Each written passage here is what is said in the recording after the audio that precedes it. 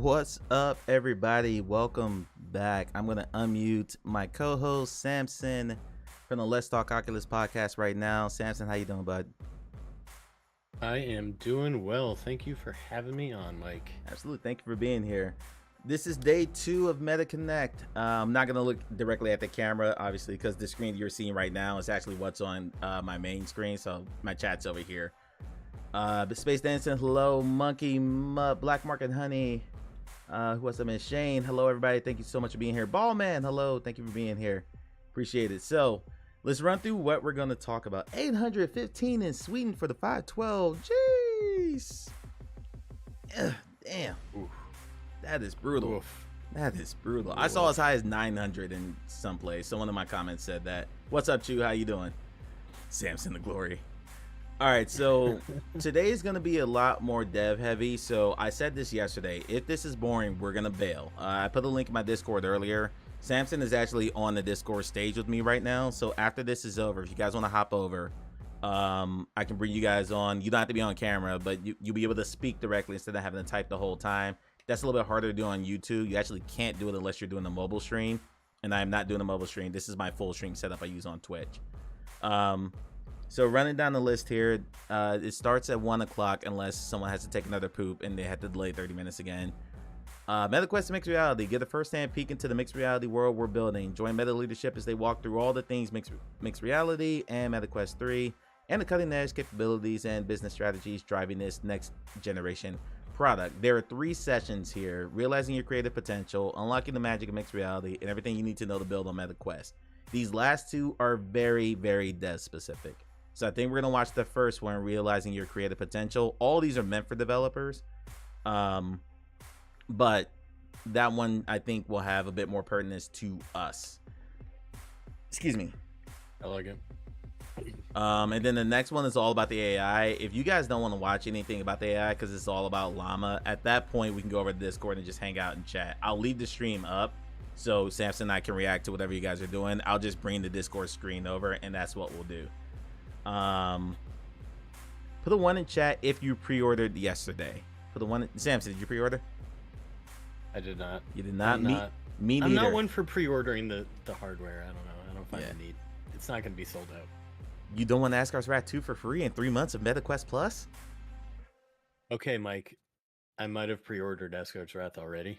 Same. That's my problem. That's my problem. I forgot I pre-ordered it. I totally blanked on it until I looked and I was like, shit, I already pre-ordered this. I did it for the Pop 1 skin.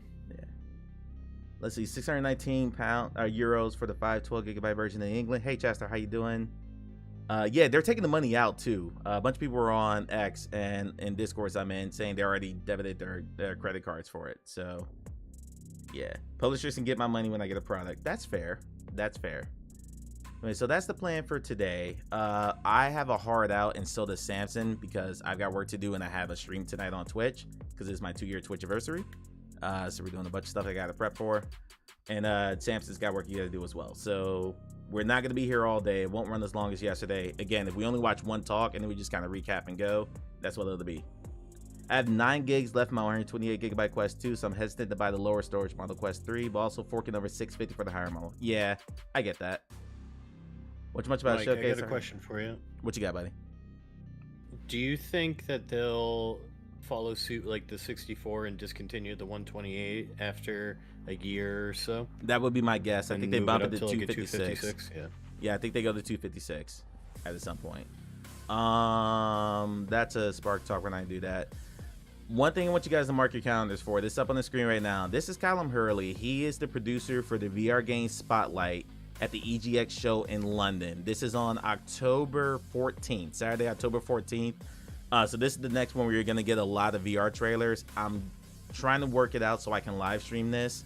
My company, 3 Pound Games, will have a presence there. So we're definitely going to be involved in that. So make sure to bookmark that. As soon as I know that I can live stream it, I'll put that up on the YouTube channel. Love you guys to join me for that too. I forgot there were words in this song. Skip. I want nothing but instrumental. How dare you?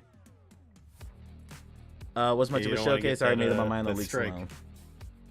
Yeah, that's the thing. It wasn't a showcase. Like, people think Connect has not been a gaming showcase for years, at least probably 5 years now. it's been something for shareholders. That's why they made the gaming showcase starting 3 years ago. So if you go all the way back to that, Connect has been, here's our new hardware and here's the stuff that we're working on. It's been that for several years now. So I didn't expect to get a ton of game info. I thought we would get more than we got, but also I have to remind myself and that if you're in a chat like this, you are a hardcore fan, so you knew everything that Meta announced yesterday. Someone who got a Quest 2 and kind of breaks it out every now and then for Beat Saber probably did not know that Assassin's Creed was coming. Didn't know what the hell Asgard's Wrath 2 was. Game Pass was probably big for them. So that was more for layman stuff. And we kind of have to remember that as super fans, we're going to miss that. Click like on this man's stream to renew your Quest warranty. Thank you, Central. I appreciate it, buddy. Central, did you pre-order yet? You got the comments here. Did Meta have anything to present on day 2 of Meta Connect? Day 2 is always really dead specific, but you get some interesting stuff out of it. So I want to watch at least the first hour of it. Now bounce. They're clowns for putting Asgard's Wrath pre-orders up before announcing this free with Quest 3. I agree with that. I think that's a misstep. And I think probably that decision got made after they put the pre-orders out for Asgard's Wrath 2. I think then they were like, hey, why don't we just bundle it? Yeah, I really love it. Quest 2 or 3 allows you to create a cache on your local network so you can install from there and swap out games more frequently. That'd be nice because the Wi-Fi on the Quest 2 is awful. I'm glad it's getting 6E, so hopefully games will load faster. Sorry, go ahead.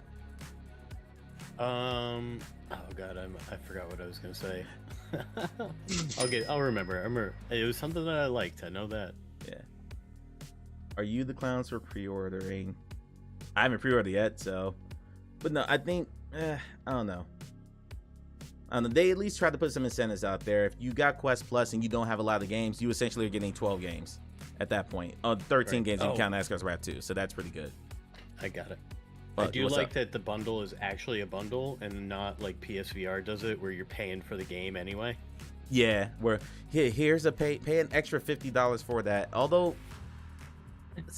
is it really though? Because would the 512 version be $600 without the game? True. Because the 256 Quest 2 is only $50 higher than the 128. So I don't know. I mean, they're not going to drop the price in January. Is Quest 2 still worth buying? Let me answer that one. If you're new to VR, it's going to be better to have the latest and greatest. But if you're not sure you're going to like it and you don't want to invest $500 in it, at that point, Quest 2 is not a bad idea. Having said that, I will buy a Quest 3 with a good return policy. I would go buy it from like Walmart or Best Buy or someplace like that, where if you don't like it or if you get sick, then yeah, you can just return it and get your money back. That would be my recommendation. I will not buy the Quest 2 right now unless there's no way you could get the money together for a Quest 3. Yeah, Jude, that's where I'm at. You know, especially with the return policies. You know, everyone but Sony has a good return policy these days. So I would get the Quest 3, and then if I don't like it, just send it back. Extended warranty, I'm 100% getting the extended warranty. My Quest 2 is very, very close to being a brick. It is held together by gum and duct tape right now. Wait, there's a day 2. Yeah, there's day 2. It's all really dev specific though, Brandon. Welcome, man. Time from playing the pre-order the Quest 3, 512 gigabytes. I am waiting. Okay, so here's the problem I'm having. Why does this song always have a big stretch of silence? Keep going. Or my player just didn't work. Something happened there. October 10th is a stream day for me. It's when I stream on Twitch. Rezo, how you doing? And if everything ships from Meta on the 10th, I won't get my Quest 3 until the 11th. I don't want to wait a day. So I'm probably going to pre-order from like Best Buy or someone like that where I can go into a store and pick it up. That's my plan. Even if I miss out on some of like the goodies on the extra add-ons, like if I already pre-ordered Asgard's Wrath 2, so I'm less concerned about that. I'm going to be able to walk into a store the minute it opens, grab a Quest 3, walk back out, and then tell my boss, sorry, Robin, I'm sick, and go play for all day and start recording. I already put in for the day off. Yeah, smart man. I think the market, I'm joking, Robin, if you're watching. I'm going to be at work, I promise. I think the market will turn the age group at 18 plus. That mainly will be on the Quest 2, but anyone who's 18 plus doesn't VR that much, or anyone under will be on Quest 2. I love that there are tiers for that, Central. And then next year when Quest Lite comes out at $200, the same thing's going to happen. There are going to be tiers where if you don't want to drop $500 on the Quest 3, here's a nice $200 model that doesn't do every single thing the Quest 3 does, but it's a lower barrier of entry because price has always been the barrier of entry for VR. It's been that way for years. So to get something out there that will kind of get your feet wet, and like me, I bought a $300 Quest 2. Now I have a PC. Now I do all this. I have 4 headsets. Like, that's how it starts. I wish there was a controllerless option for buying the Quest 3 though. There aren't enough hand trackings out there to make that worth it though. In like a year or two, possibly, but I think they didn't see the value there. My music's acting up today. I'm sorry. Because third-party Quest 2s on Facebook Marketplace are dirt cheap. Oh yeah, they're gonna go lower. They're gonna go as low as like $100 after Quest 3 hits. I'm gonna try to catch up on chat real quick. I got a bunch of stuff I want to run through. Let me close these out. In-store warranty for the win. Yes, I want to give warranty too. That's the other reason I want to get. I want to get it from Best Buy. I prefer not to get my feet wet. Wet socks are the worst. Okay. VR is a gateway drug. Yes, I'd give me all the VR copium. All the VR copium. I just realized this wasn't full screen. Hello, Mia. Hello, Boy Brown. Oh, that's why my computer's running like ass, because the Quest 3 page is not loading. It's getting overloaded right now. That's funny. It literally just timed out on me. Okay, so we're gonna skip this. I was gonna look at the accessories again, but we're not gonna do that if their page is screwed up like that. Yeah, Samson does have pro controllers. That's probably why he said that. I want a headset because I already got the fancy controller. Samson over here fancy with it. Exactly. So real quick, let's go through everything that came in yesterday. We already talked about the pre-order price, $650 for the 512, $500 for the 128. You get Asgard's Wrath 2 with both. If you do the 512, you get 6 months free of Quest Plus. Quest Plus is their new subscription service. You get 2 games a month. Next month is Onward and I think Little Cities were the 2 games. The month before that, you've had Walkabout Mini Golf, Mother Gunship Forge, Pistol Whip, and Pixel Rip 1995. They're all very excellent games. And then last month was A Fisherman's Tale, the first one, and I'm blanking on the other game, and Red Matter 1. So Fisherman's Tale and Red Matter 1. Yeah. Those actually be looking for. I think I go with Kiwi Bobo. I have a Bobo M2, so I'm buying that converter kit to convert mine to an M3, and I'll do a video on that for YouTube on converting that and the process of it. That's Quest Plus. Every game announced. Again, we're gonna run through all this. Thank you, Upload VR, for this excellent recap. Blah blah whatever. We got a new Assassin's Creed trailer. I don't think I have that pulled up, so we'll watch that. Asgard's Wrath 2 comes out on December 15th. Again, if you pre-order, you get that right there. Put Contractors on there, and you got yourself a deal. You talking about for Quest Plus? Yeah, I think so. Yeah. Bam, a brand new mixed reality experience. Bam describes itself as a fast-paced multiplayer game. I'm gonna pause because we're gonna watch a bunch of these just to kill the time.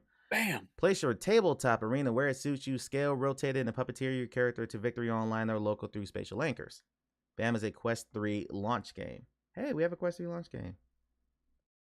All right, let's watch this. Ooh, that's loud. Sweet Jesus. This is Bam. I remember seeing this, but didn't really like name the game outright. Yeah, I don't think I've actually seen anything about this. Do you think recording will be any better with the Quest 3? I hope they give you an option for 60 frames per second and 40 megabits. And the 40 megabit bit rate. That would be really nice. Have you seen the Guardians? You don't need the 512 just for your files. Yeah. Yeah, those files get massive. Have you seen the Guardians update for Quest 3? It is in this list. We will watch those here in a minute. Stop it. I don't want to watch that again. I guess you pre-ordered from... Oh, you're talking to Brown. All right. Got that. I love Contractors too, Shane. That is my favorite VR shooter. First Encounter is more of an MR tutorial than full-fledged game. Good. They're doing more onboarding. First Steps is the best VR onboarding ever created. I love that app. It's fantastic. Again, like Quantar would be good in MR. It's like Smash, but yes, if you put Quantar as just the stage and then took the environment out around it, so you can see the other like spectators and do that, that'd be fun. Glassbreakers, the new polyart game, the MOBA will be really good for that too. There's no trailer for First Encounters, but it's basically gonna be orientation. That's nice. FedXR is introducing Zumba. Don't care. Ghostbusters will have a mixed reality element to it. They didn't really expand much more on that. So Asgard's Wrath 2. There is a wellness and mindfulness app. Headspace is coming to Quest 3. You'll be able to zen out and reach your inner conjurer. Contra. I said Contra. You're in. Apparently, this is like a phone app already or something. I think Dan said he already used it. Really? Okay.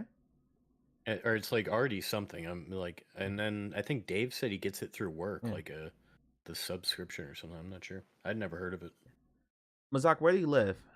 Shane, I will be playing Arizona Sunshine too. Arizona Sunshine's got a lot of nostalgia for me. I'll have a Glassbreakers video on the channel tomorrow. I actually meant it to come out yesterday. I did not know that many creators were gonna get early access to Quest 3, so my timeline got flooded with like 12 Quest 3 impressions videos. It was crazy. Yeah, and anyone who didn't have that access probably got buried on YouTube for anything they put out. So I held off. So my Glassbreakers review will be up tomorrow. I'm running through every single character, all the mechanics of the game. It's like a 10-ish minute review. Pretty happy with that. It makes sense to bundle Asgard's Wrath 2 with the Asgard's Wrath 1 with the Quest 2. You did? When was that? That doesn't make any sense that they would give a Rift game away for Quest 2. That's kind of funny. They think they'll do a Spider-Man VR game for Quest 3. I doubt it because Sony owns the Spider-Man video game license. I highly doubt that. And yeah, not probably get access to Quest. They definitely did that. Yeah. That's interesting. I'm not popular to get Quest. You should be Central. You've been in this for years. You were one of the first dudes I watched when I started looking for VR streamers. You were 100%. That's frustrating. 599 euros for the 512 version. Woof. You should have got early access. That's crazy. Go through this list. Lego Brick Tales. Oh, my nephew is gonna lose his mind over this. Why are these trailers so damn loud? My nephew is gonna absolutely lose his mind over this. Okay, yeah, Rezel, Samson said that. That's interesting. That they gave out a PCVR game for buying the Quest 2. Yeah, it was odd. It was God. The best thing they had though. My nephew is a massive Lego guy, and he just got a Quest 2 this year. He's gonna freak out over this. Even though he's gonna be playing Black and White pass-through, like he's gonna lose his mind over this. Yeah, this is I think a port of a flat game. It got mostly positive reviews on Steam, I believe. Yeah.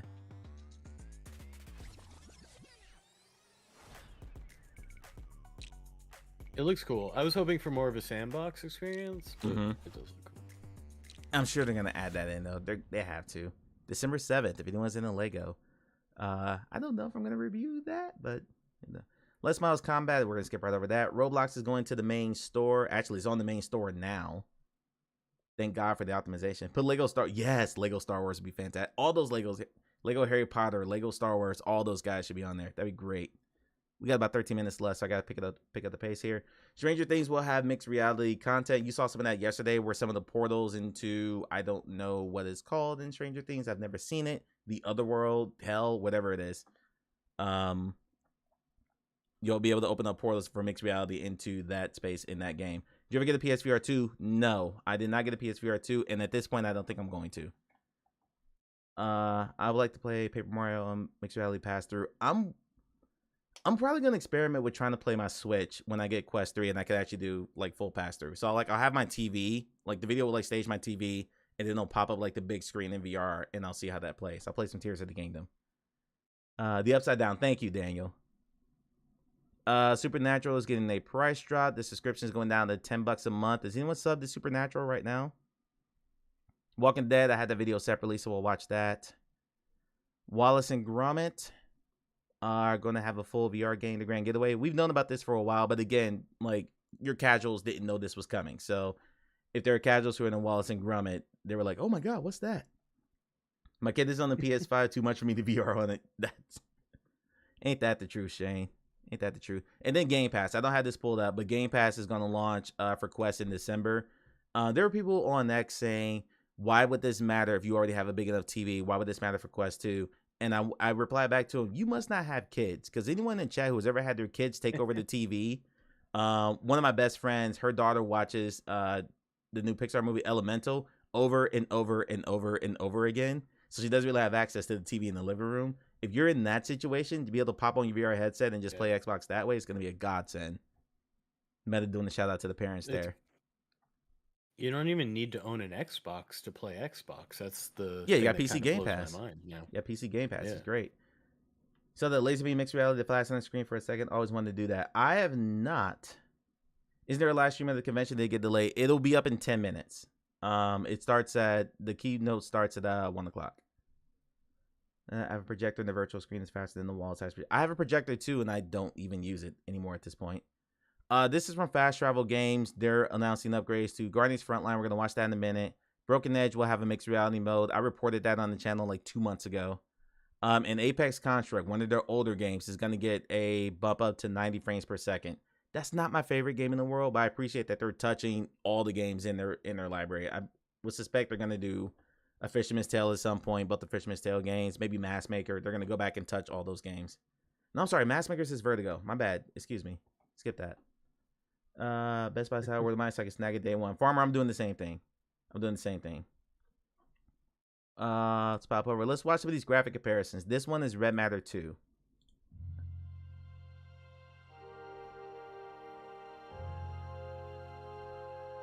Vertigo Robot are the goats for doing just high-end VR graphics, so I'm glad they're doing this. Rezel, I agree. The new Strapper's probably still trash. Look at this. So good. So crisp. Now, the PCVR Master Racers are like, hey, great, now you have my 1060 set. Okay, whatever. Still a massive step up from what Quest 2 can do. Because for people who are saying it wasn't a generational leap. Intro. Yeah, like for people who are saying this wasn't a generational leap, watch this video. Yeah. 1060 was my first PC VR. Yeah. A laptop. I had a 1050. It was awful. You're going to be going from Quest 1 to this? Oh, epic. I envy you. Yeah. Absolutely envy you. This is Walking Dead Saints and Sinners. Again, this is magic. I played this on Quest 2. I streamed it. I'm a PCVR dude, and this is impressive how small Quest 3 is. Yeah, 100%. This is a huge leap up. This is bridging the gap. It's not getting you all the way to PCVR. That's never going to happen. But it's bridging the gap between the fidelity. The shadows. The shadows, the number of zombies you can have on screen at the same time. Yeah. Because you could literally count. You couldn't have more than 3 or 4 zombies on the screen at the same time in the first game. Failed him. I'm so I still got ashamed. overwhelmed. Yeah. Rezo, that'd be a fun series for you to do on your channel because you're going to have both. That'd be a really fun series for you to do PSVR 2 versus Quest 3 on like the same games and put them side by side, see how they look. PSVR 2 is still going to look better. Just straight up. It is. Because a PS5 is still way more powerful than the new chip in the Quest 3. But it's, I think, again, they're closing the gap. They're bridging that gap. And it's going to be closer than it was from Quest 2 and Quest 1. And that's the important thing. They should have concentrated on fixing Chapter 2 instead of polishing Chapter 1. I could not agree more. Chapter 2 is an absolute mess. It's still a mess. A friend of mine just streamed the PSVR 2 version, and it's a mess. Still glitches galore. This is Guardians Frontline. Someone mentioned that earlier. Rezel, you should. You're one of... Because that'd be a nice angle for your channel to take while everyone else is doing impressions videos over and over and over again. You could do the side-by-sides. So they're adding snow. They're adding grass. Dude, Guardians was on... Wow. Guardians was on App Lab for like a year and a half. Yeah, then the publisher took him in, right? Which I forget Yeah, who- Fast Travel took them in Yeah. and got them to the main store. We have puddles now. Epic, it's more than grass. We got puddles. I just feel like they gave up on Chapter 2. I agree. It's still a mess. Saints Sinners Chapter 2 is still an absolute mess.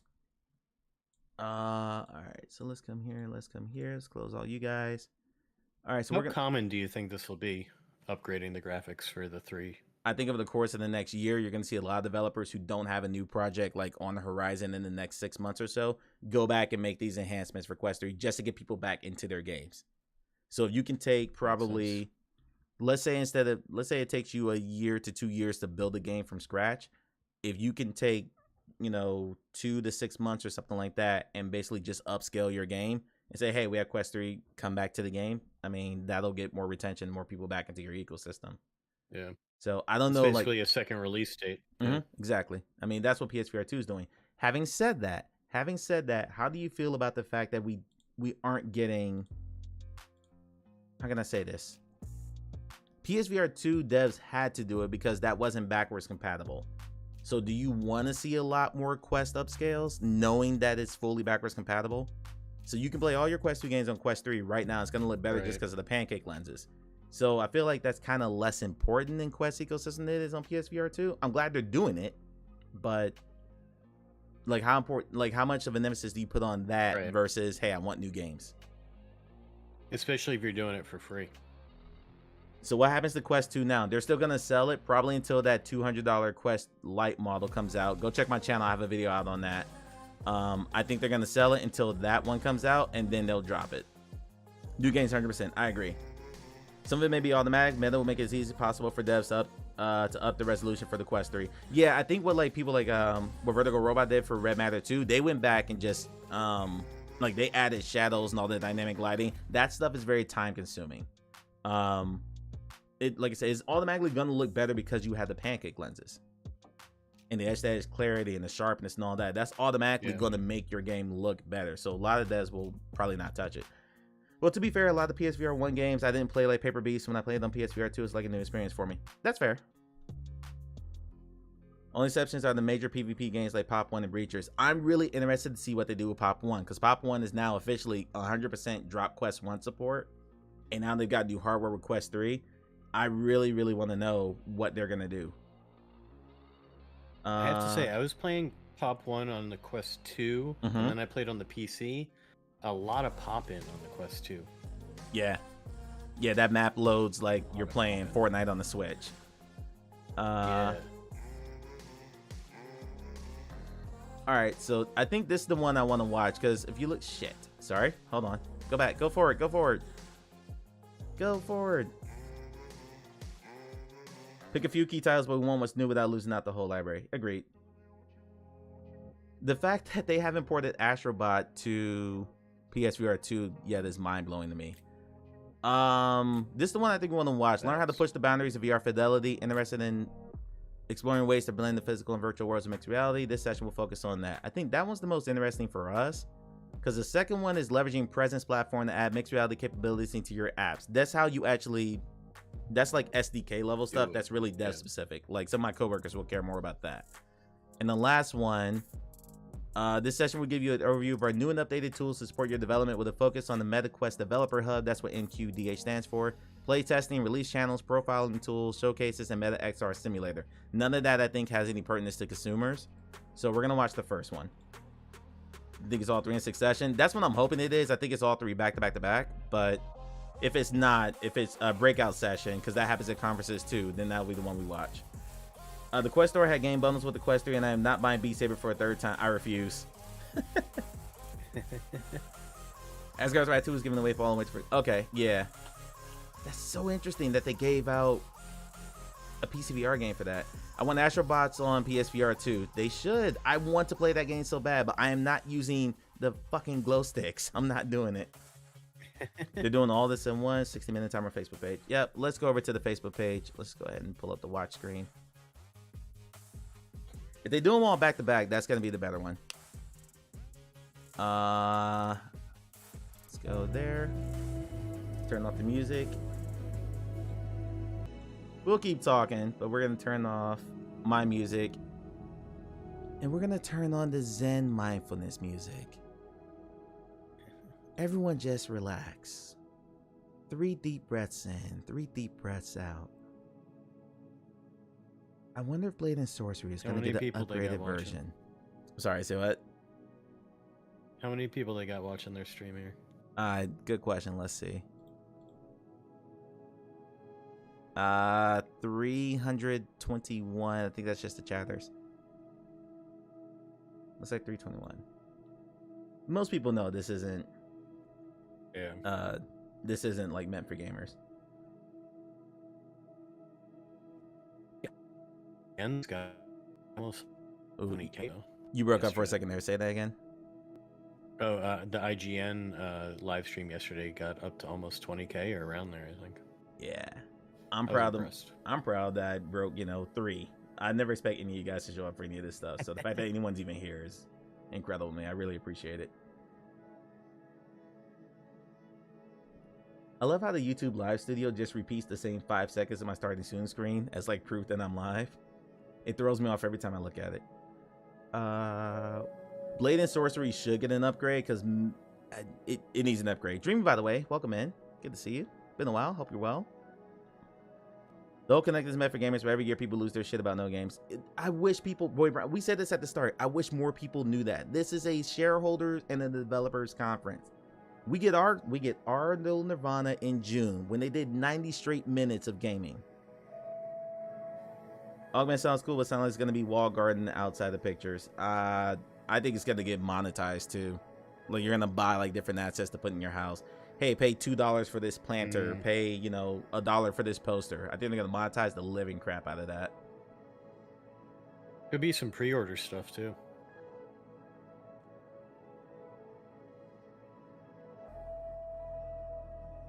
Like that stuff's gonna be a cash cow for them. Like they're gonna open up an Avatar store. Mark talked about that last year. GTA VR is gonna come out when GTA 6 comes out. Never. Okay, so here's my thing about GTA. Number one, Mark's. I'm gonna huff my copium here. I'm huffing my copium. Mark Zuckerberg 100% announced that game before they hadn't even opened the editor to start working on that game. He probably signed that piece of paper, then ran into that room to film that segment 3 years ago and said, yeah, look what I just signed. And not a single living bit. What's up, show? How you doing? And not a single bit of code has been written for that game yet. It takes years to make a game that big.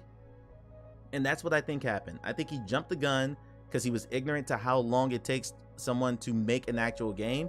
And that's okay because he's not a gaming guy. He never was a gaming guy before Meta bought Oculus. In terms of like the development side of it, he was a gamer. It's well known that Zuckerberg likes playing video games, but he wasn't someone who was in that side of it. So, and Assassin's Creed got announced before GTA, and we just now found out about it. So I think GTA is in a similar situation. I think we get it next year. I just want to hear something. Copium. About it. That's what I want. But that's Rockstar. Rockstar is like Valve. They never talk about their stuff before they're ready to talk about it. Until they have something ready to show. Remember that leak for GTA 6? And I was gonna say, pray for a leak. I pray for a leak. But everyone freaked out about that leak because it looked like crap because it was early graphic stuff. So, 100%. If it doesn't, might just come out on the Quest 3. I think it should be a Quest 3 exclusive. I think that should be your first Quest 3 exclusive is GTA. Even though they'll piss off some people for Quest 2, ultimately it's not gonna matter. If here's a better idea. What if you drop GTA 3 with the Quest Lite with the $200 model to make that more palatable? It's been long enough for them to have a short teaser, even if it's not gameplay. How many people freaked out over the Asgard's Wrath? Excuse me, the Assassin's Creed PC trailer though? Wasn't gameplay. Yeah, that wasn't gameplay. Everyone lost their shit over that and said, no, we need gameplay. I don't even want them to put that trailer out. No, thank you. Plus, it's Grand Theft Auto San Andreas. That's a very old game. We know it. Yeah. So that's kind of my thought process. 2024, put it out there. Yeah, Rezo, I just said that. Absolutely. Rockstar never says anything. They are tight-lipped until they're ready to show anything. Meta wouldn't be able to mention that it's Rockstar's business, so they would just stay quiet. That's what I think it was. I think Mark jumped the gun and Rockstar said, would you shut up? And he hasn't said a word about it since. That's what I think happened. Maybe they're struggling to get the licensing for all the radio stations, you know? Oh God, I'm gonna be so scared to stream that game after all the copyright claim. I got copyright claimed yesterday for one of the songs that Meta used in their trailer. Crazy. By the way, it's past 1 o'clock, so should I be? So it's past 1 o'clock, which means it's past 10 o'clock Pacific, and we're still on the 11-minute countdown. Kick has no DMCF music. Kick has no. Yeah, I'm not going to Kick. Just straight up, that's not a discussion I'm going to have, but I'm not going anywhere near Kick. This is the live feed. It's completely caught up. So you submitted a dispute with YouTube. I just muted that point of the VOD to get it off, and it's already been cleared. because I couldn't dispute it. It was the legitimate song that was in the sizzle reel that Meta used. I couldn't dispute it. I just muted that part. I didn't lose anything. It's okay.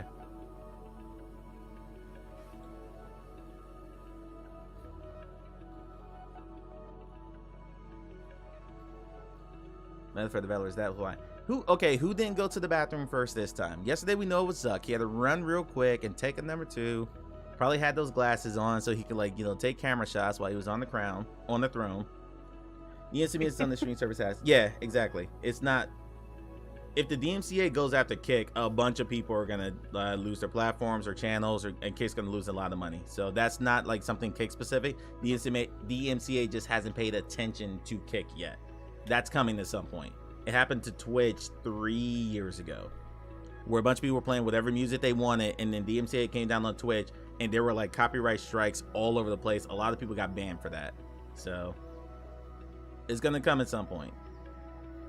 They're prepping the ads. Go ahead. Did anyone notice? I pointed this out on the stream yesterday. Did anyone notice that the AI that was writing their subtitles stopped about halfway through Zuck's speech, and it was stuck on one line for the rest of the show? It was really funny. Y'all think the Quest 3 leaks were on purpose? You talking about the unboxing? 100%. That was so clumsily done. Samson, what do you think? I thought that was leaked on purpose. Yeah, certainly planned. Yeah, just like the Quest Pro one.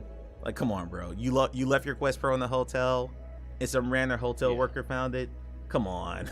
It's good marketing, you know. Yeah. Tons of people that delete their entire. Yeah, I know a lot of people who don't have clips for anything because all their DMCA stuff happened. So did the AI bot just screw up the countdown here? What are we doing here? Was it the Snoop bot? Was it the Snoop bot? Was it the Kylie Jenner bot? Which one messed up here? Snoop running on time. Yeah. AI was probably What's the Snoop bot named? Yeah. I forget what it was named. AI was probably like, wait, I thought release was October 10th, not August. I laughed my head off when he said August 10th.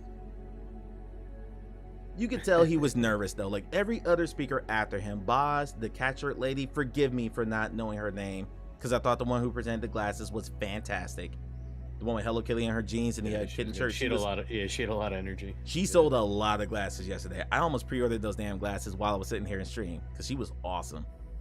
But every other speaker after Zuck was better than he was. He was very clearly nervous, and he was pausing for like applause or like cheers or something during like certain parts. Lee Chen, thank you, Typho. Yeah, oh, that was so funny. He would there pause. Was like one time where he got like 2 woos, then he left so much time. Yeah. He would pause, and there was just crickets. Just it was brutal. Yeah. It was brutal. Where's my cricket timer? Hold on. You might get a pop up here. Yeah, you did. Ignore that. I'd be nervous too if I was Zuck. Every time I go in front of the camera, the memes of Commander Data and Lizard Man came out. Yeah, he's much better recorded. I thought everyone was talking about Quest 3 years hardly mentioned the media. That's really bad for VR in general. I think give it time. There's a lot of first impressions that just came out because a lot of these guys got first impressions filmed like weeks ago, and they can just not put that stuff out. Give it over the weekend. I want to see what happens with the news cycle. Zuck's never been a good public figure. I agree. CNN article. And I couldn't believe CNN said something positive. It was titled, I just tried the Meta Quest 3, and it's the VR headset I've always wanted. Wow. That's huge coming from that outlet. That's what I'm saying. I'm waiting for Bloomberg to put out their super negative article about how it's a crap like every other VR article they ever put out. I enjoyed all this they took at Apple. I love Zuck saying, and without a cord and a puck on the side. I love that he just threw that out there. Having said that, they showed a lot of people sitting around the mixed reality, and he was very critical about the fact that when Apple came out, they said, Zuck said, hey, we're in 2 different spheres right now. They showed a lot of people sitting down enjoying the movie. We want people to be in VR and get up and be active and move around and play games that way. And then half of yesterday was someone sitting around. I thought that was really, really interesting.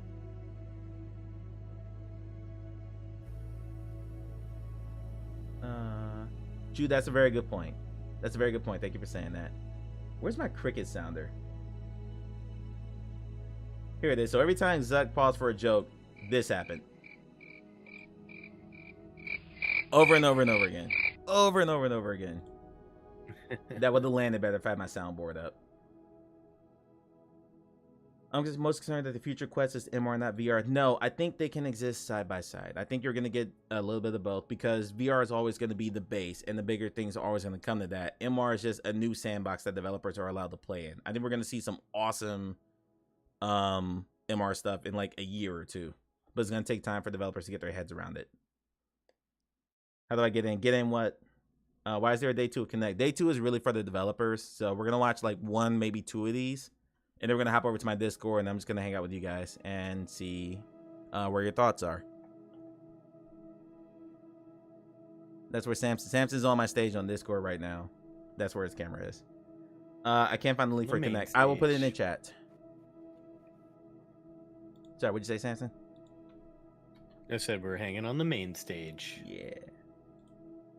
First time I used the stage.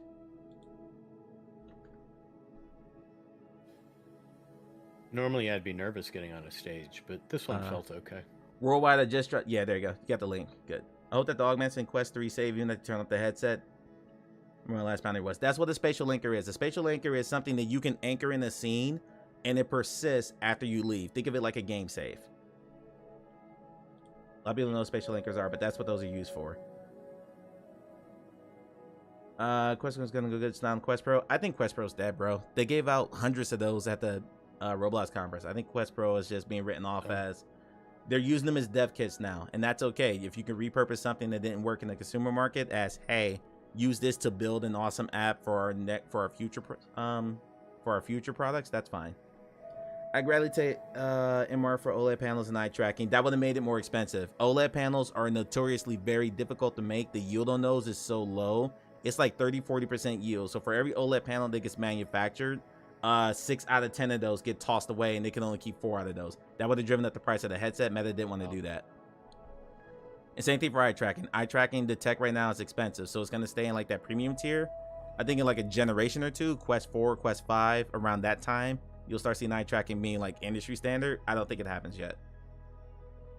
I think the depth sensor, getting rid of having to make your boundary every time is just a huge friction gone. Mm-hmm. I think they emphasize making it less frictionless or less friction to get in and out of VR. That's what they prioritize. That so it's higher resolution for, you know, getting people less motion sick, getting rid of the Guardian part. You could turn the Guardian off entirely for mixed reality, so you can walk through your house wearing your headset now. I think they put a priority on that stuff versus OLED panels, knowing that the pancake lenses were going to make it better. PS2 has PSVR 2 can have OLED panels because that does not have an onboard compute processor. The PS5 is doing most of that work. If the PSVR 2 were a complete all-in-one headset and you didn't need the PS5 for it, that easily would have cost $900 to $1,000. You have to factor in the cost of the PS5 when you do that. So I ignore anyone who says PSVR 2 has OLED panels for $550 because it's not doing this onboard computing.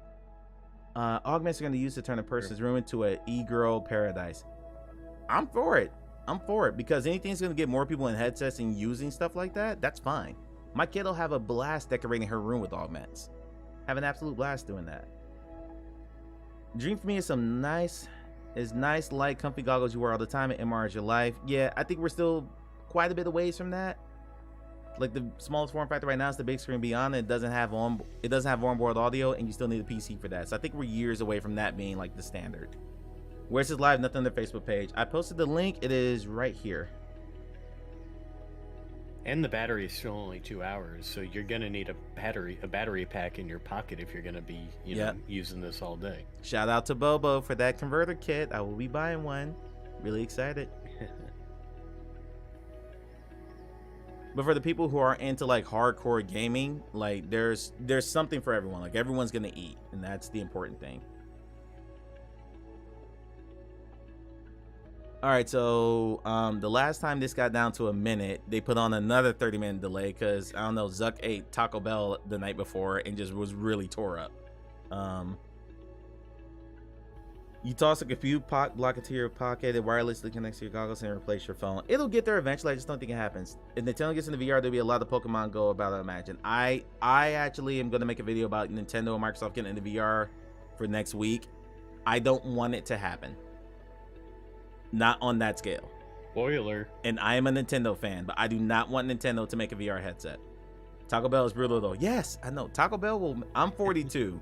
There's only so many times I can eat Taco Bell before I'm like, yeah, I kind of regret my life choices right now. Once a year. Your thing is tops. slightly delayed. Okay. It's only for developers. Meta Connect Live. This, yes, day 2 is only for developers. I'm gonna refresh the live to make sure I'm all the way up. If you're watching this stream and you're watching it live on your computer is gonna be faster than my stream is because there's like a 7-second delay on YouTube stream. So bear that in mind. Actually, it might be a little bit higher for YouTube. I don't know how long YouTube's latency is. But yeah, day 2 is for live. If you want to watch day 1, go back and watch my live for yesterday. That's when they covered all the game stuff for like the first hour or so. The following presentation includes forward-looking statements about our future business plans and expectations. Actual results may differ materially. Please see the substantial risks and uncertainties detailed under the caption risk factors. Wow, okay, let me read the disclaimer. Welcome to Meta Connect. Cool, Daddy-O. Everybody chill. Check the volume levels here. Watch this get my VOD muted. Watch this give me a copyright claim.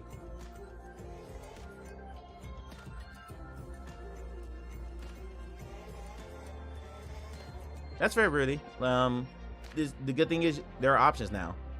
And if one headset doesn't really do it for you, you got other options to buy other headsets. So that's the great position we're in right now. Hello, hello. Steve, thank you for the sub. Thank you for the sub. Appreciate it. Day 2, let's go. Meta Connect Still seating people. 2023. Yep. How's everybody doing? Hey, she got applause. Okay, Good. I get that Mark's not here today, but you can do better than that. How are Melinda we doing Davenport. Sorry, I on blocked her day name. Her 2 name's of Meta Melinda Connect Davenport. 2023. That's what I was looking for. Thank you. Thank you. You can sit up. I Thank appreciate you. that.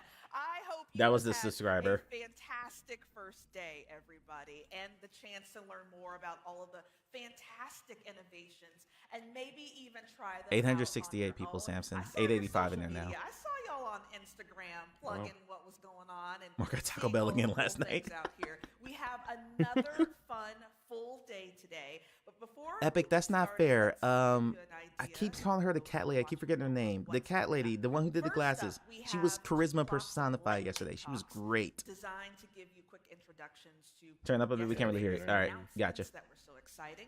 Then after lunch, wait, there's more. We're gonna return to the developer breakout sessions where you'll either be here in person or watching on demand on video. There's plenty to choose from, whatever you're Lee Chen, thank interested you. in. I keep forgetting her But name. let's Thank get you, Lee Chen. started, shall we, with one of the first of 3 lightning talks. Y'all ready for it? Is this better volume wise? Excellent, thank you. So, here to talk about how to realize your creative vision on MetaQuest 3, please welcome A.R. Schleicher.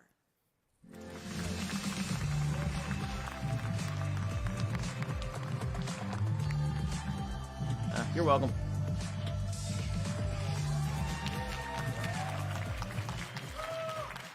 Good morning. I'm sure you're all excited after yesterday's the military sessions website, talking nice. about the MetaQuest 3. Ready to dive into some more details? I said, are you ready to dive into some more details? Bro, no. Great. My name is A.R. Schleicher, and I'm a developer relations engineer here at Meta. I'm proud to say I'm an original What a Kickstarter great backer, name, right, and I've Epic? been to every single That's a Connect. great name. At that first Connect, I never imagined I was that I'd wondering be the that. I one thought up I on wasn't sure if it was stage just presenting the like details of the his latest title. headset. It's probably like Albert So, Robert or what something do I like do? that. He just shortened it to AR Basically, just for this. I help developers solve whatever problems or challenges they might be facing with Hey, a Fernando. focus on the latest hardware. This year, it's the MetaQuest 3. I'm excited today to walk you through a more detailed overview of the MetaQuest 3 headset and Touch Plus controllers and what you should keep in mind as you're developing for them. So, Right, what Chu? is Quest 3? Not Quest 3 Peter. is our next Rocky, generation stop. headset that will be available in 2 weeks with a number of substantial upgrades over Quest 2. So, what's changed? Well, there's 3 main areas to look at when it comes to the Quest 3. Headset improvements. By this, I mean things Hey, like Chris. the increased display resolution. I gotta or look the for my increases coworkers. in Chris Estaldi is one of my CPU and GPU coworkers. He's in the processing crowd, power. so I gotta find him. As for mixed reality, the dual color cameras resulting in high quality color pass-through and new features like occlusion, in the chat scene and in the mesh, crowd. depth Tell 'em to APIs, wave. and Yeah. color lookup tables. Touch Plus controllers. Here, the highlights are the ringless design, VCM haptics, and the two-stage trigger. So let's get started digging into these details. One Peter of the from biggest Family Guy. I upgrades can't for existing unsee that VR now. developers has to be in terms of I know it ruined me. The all-new Qualcomm Snapdragon XR2 Gen 2 platform represents an increase of over 33% in CPU performance compared to the Quest 2's XR2 Gen 1 platform. In terms of cores, there's only 6 CPU cores available compared to the Quest 2's 8 cores. Hold on, isn't that a downgrade? Quite simply, no. On Quest 2, 5 of the 8 cores were reserved for the operating system to use. On Quest 3, there's only 3 cores reserved for the operating system, meaning that in both cases, there's 3 cores available for developers. However, this does mean that some of your performance analysis tooling may need to change.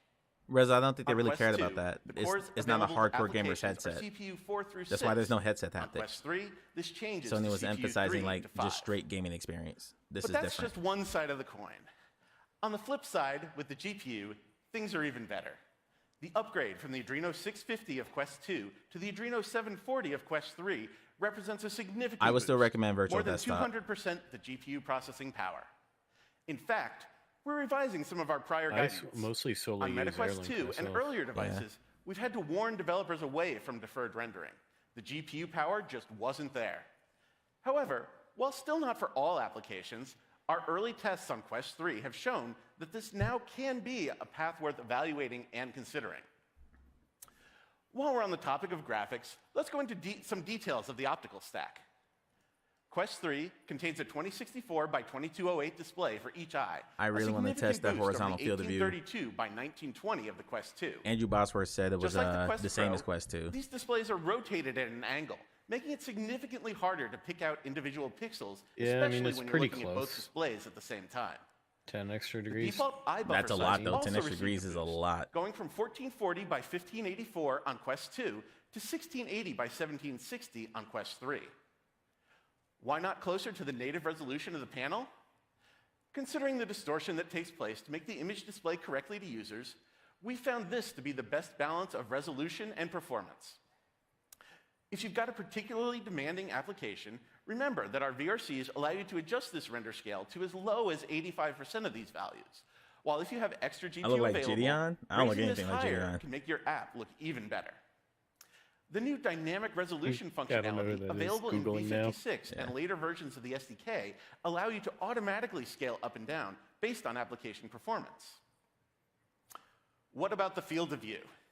Similar to the Quest 2's G2. horizontal field of view That got depends discontinued, on which sadly. IAD They're not making setting you're those using, anymore, at least but here in the States. The middle setting is 96 degrees I horizontal. mean, Mike, maybe they were talking about On me Quest looking like 3, Gideon. we've Yeah, increased exactly. You this look to just like them. 110 degrees So it's way better horizontal, resolution. 30% almost a better. 15% Roughly, it's like increase. And this is available for 27.9% all better. users, regardless of how you Much adjusted better. the IAD or lens position. Along these lines, it's worth calling out the smooth IAD adjustment of Quest 3. While those of you with Quest Pros may already be used to it, Quest 3 represents a return to a continuous only. Like IAD the wheel. adjustment wheel, rather than the three You just set had like a positions that are 100% present jump. on Quest 2. That would put it like a 4K level. Another related comfort setting is how the glasses spacer works on Quest 3. Resolute Like many of should. you It's using probably the same do, I OS need to keep as my Quest 2, glasses so on it should while I'm work day developing one. and switching between the editor All and that stuff should be headset. seamless. Unlike Quest 2, where the glasses spacer was this odd plastic piece you'd remove the facial interface to install if you needed it, the ability to add more space for glasses on Quest 3 is built into the facial Thank you for interface. acknowledging how shitty that glass Simply spacer press the was. buttons It was located on each awful. side of the facial interface, and then move the outer portion of the facial interface in Yeah, I or never out, used it. choosing between 4 different settings based on the size of your glasses. Now, let's talk about the weight of the Quest 3. I don't know. I've always heard The IPD Quest too. 2 weighed 503 grams on its own, or 512 grams if you added in the glasses spacer. In comparison, the Quest 3, with its built-in glasses spacer, is 515 grams. In other words, it's about the same weight. So back However, Quest 3, yes. With the I'll changes just say to yes. the form factor, bringing everything much Grab it, closer just to reload your it, let's face, go. it's significantly more comfortable to move around and turn your head with a Quest 3. Speaking of that form Who else factor, is buying prescription lenses? how Put the one did in we chat if improve you're it buying so much prescription from lenses. You Quest wear 2? glasses. This is largely thanks to the pancake lenses, which you may be familiar with from the Quest Pro.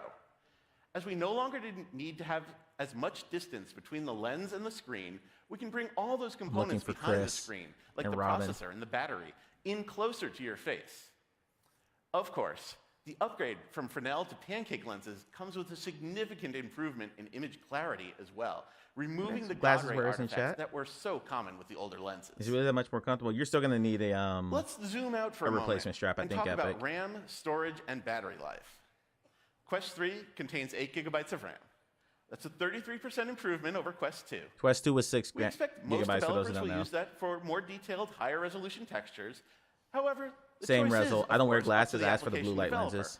And there's plenty of other ways you might choose to use that memory.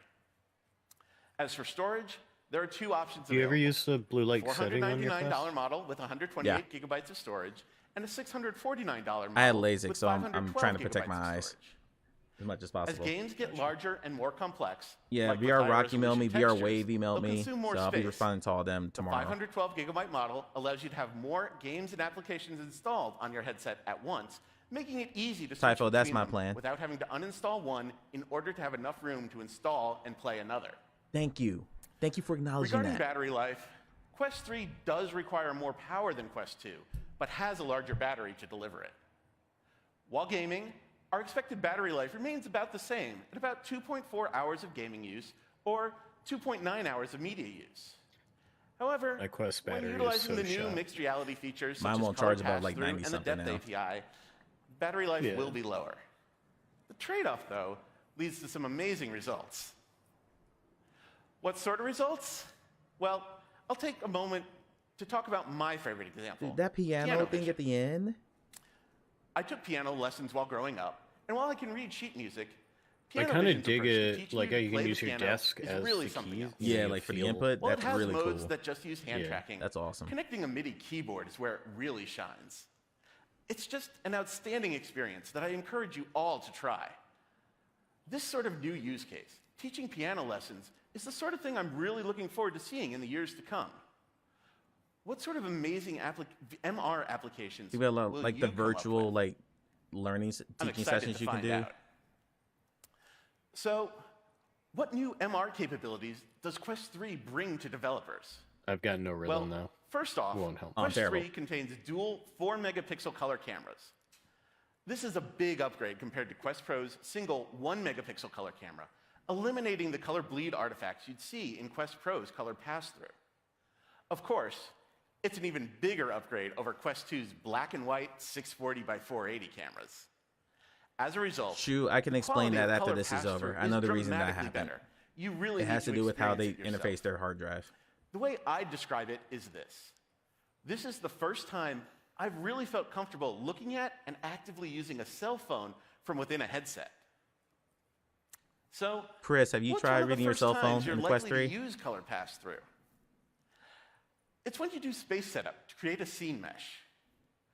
As you may have noticed, Rapid, we've there's one out replaced the already. old Unplugged is manual already out room there. It's setup getting of mixed the past reality. with a new space setup process. Look up Unplugged. Simply walk and look around the room, and the Quest 3 will build up a representation It's pretty good. of I the haven't played that environment since around they you. even updated it, and it was good. Applications before. can use this data, Yeah. like they did with the old room setup data to, say, put items on a table. But when you set up your room with space setup, this also creates a scene mesh. The Mesh API enables developers to create fast collisions for physics and navigation experiences in MR. It's a full 3D mesh of the world around you that multiple applications can use to provide more precise interactions with the world than have ever been possible before. Next up, occlusion. Occlusion is another new feature that's available for developers. That's so cool and that it allows just them to walks create around a your chair more- like that. A situation where the Yeah, I mean, real that's world crazy. blocks It's like or learning what your occludes a room virtual is object as it's that going, the right? application is rendering. I want to The move to one of easiest the example chairs to think while of it's here moving, see is if a it character reacts. sitting down on Yeah, a chair Typho, I at have a table. Pico 4 and the same thing happened. table Like the occludes depth, their lower the lack body of a from depth sensor appearing, there means and all like you see everything's just rendered virtually augmented and is it their just looks top half. weird and warpy. I don't like it. Now, this one isn't quite done yet. While you could use the scene mesh for static At occlusion, this, I it's don't not like the color recommended. pass-through on this. You'll need the depth API to do dynamic occlusion, and it's only available as an experimental API in V57. Depth API gives you access to a real-time depth map, allowing you But I to think they were occlude focusing on objects game based on that specific dynamic yesterday. information. Not like features. Another new API I expect to see used in some creative ways is color lookup tables, or LUTs. Huh. Basically, this allows you to specify a Interesting. mapping from one color to another for pass-through purposes. The simplest example, imagine a scenario where you map all the green to red, and now all the Space plants around whale. you in reality Chris, there's a space are red whale. instead of green. Or take a look at the example pictured here. This room normally has white walls. Yes, Quest 3 does and have a there's depth an orange sensor. pillow at the bottom. You can use color LUTs to Rezo, turn it's the in the whole middle room pill. orange, or you can be more selective and just use it to change white or gray areas to shades of green, while leaving the orange pillow alone, unchanged. Interesting. Now, I'd like to set some Yeah, I expectations feel like that was the regarding best picture compute to use and for battery this life when description. using the mixed reality functionality. There ain't no such thing as a free lunch. You may have heard of this idea before. There ain't no such thing. I agree, as a free Epic. There's lunch. a lot of possibility here, Nowhere and that's is why I this more can't wait to see true what than devs when do it with this comes in to like the a mixed year. reality functionality get time on to the play Quest with it. 3. The hardware features take up more battery power to run, and this eats up more of the thermal budget. As such, you should be aware of the constraints that exist for MR applications. An MR application that is making full use of the device may see battery life around an hour and a half instead of 2+ hours. In addition, Battery backups. CPU and GPU will be limited to lower frequencies and power levels to make sure the device can continue to function normally while these applications run without overheating or experiencing Sorry, a brownout. Samson. Trust me, there's nothing I'd like more than to provide developers with the most CPU and GPU Hey, Blue, possible. welcome in. We've got extensive monitoring in place to see if additional headroom exists. Enter And I if it absolute does, difference. it's Thank you, something we'll Cass, for looking consider that in up. future None of us knew operating what that system was. Updates, similar to the recent Yeah. changes I we even made tried to boost look it up and I Quest couldn't. 2. Yeah. If this taste of MR has got you excited, don't worry. There's more coming up in the next 4 session with Bobo Jay packs. Gulliguri and Britta Let's go, Hummel. Typho. That's nuts. Now, Just let's hot talk about the swapping all day. all-new MetaQuest Touch Plus controllers that come with the Quest 3. I agree, though. The first thing you'll this would notice have been nice is that yesterday. there's no rings, I'm glad we're just getting like it the today. Touch Pro controllers. This dramatically improves situations where your two hands are close together. No more ring collisions. Looking down sights. However, the next thing you'll gun. notice is that there's also no cameras. What sorcery What is sorcery is this?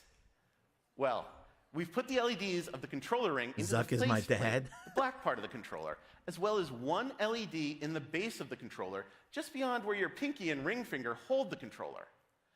This, combined with some good use of the IMU data, along with some smart AI models, allows us to relatively accurately track the controllers without the tracking ring in a large majority of cases.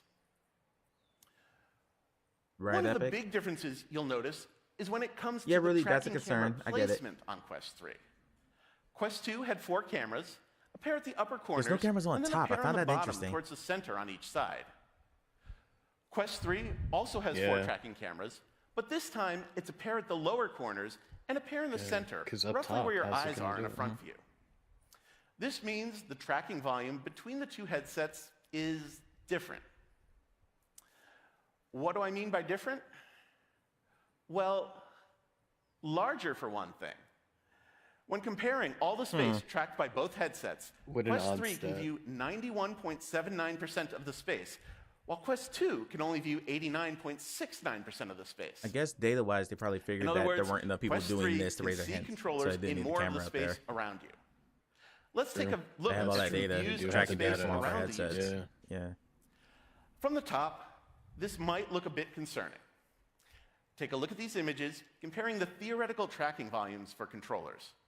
Quest 2 covers the area above you quite well, while Quest 3 leaves that area uncovered by any camera. However, it is worth noting that the area behind the user, where the cameras can't see, is actually smaller now than it was on Quest 2. The impact of this is How actually many times do more you have your readily hand above your head visible in on a VR front view like this? comparison. Now, Ideally, not these often. two I have images short are the ceilings. results of our Yeah. tests. Well, to like if you're verify the swinging a difference sword, between you know, the you're gonna come areas back in the where view. Like it's controllers very can be rare you're seen doing on anything Quest up 2 here. and Quest 3. Yeah. So I don't You'll know. notice It'll that be Quest 2 interesting has to a test. large area It'll be a above fun the head test. where controller tracking is significantly better, and it also Makes has it a small easier to area get under your the chin where pitchforks tracking ready, you is know? better. Yeah. However, Yeah, like look at the this is a Quest nice 3 image image shows to show. bigger improvements.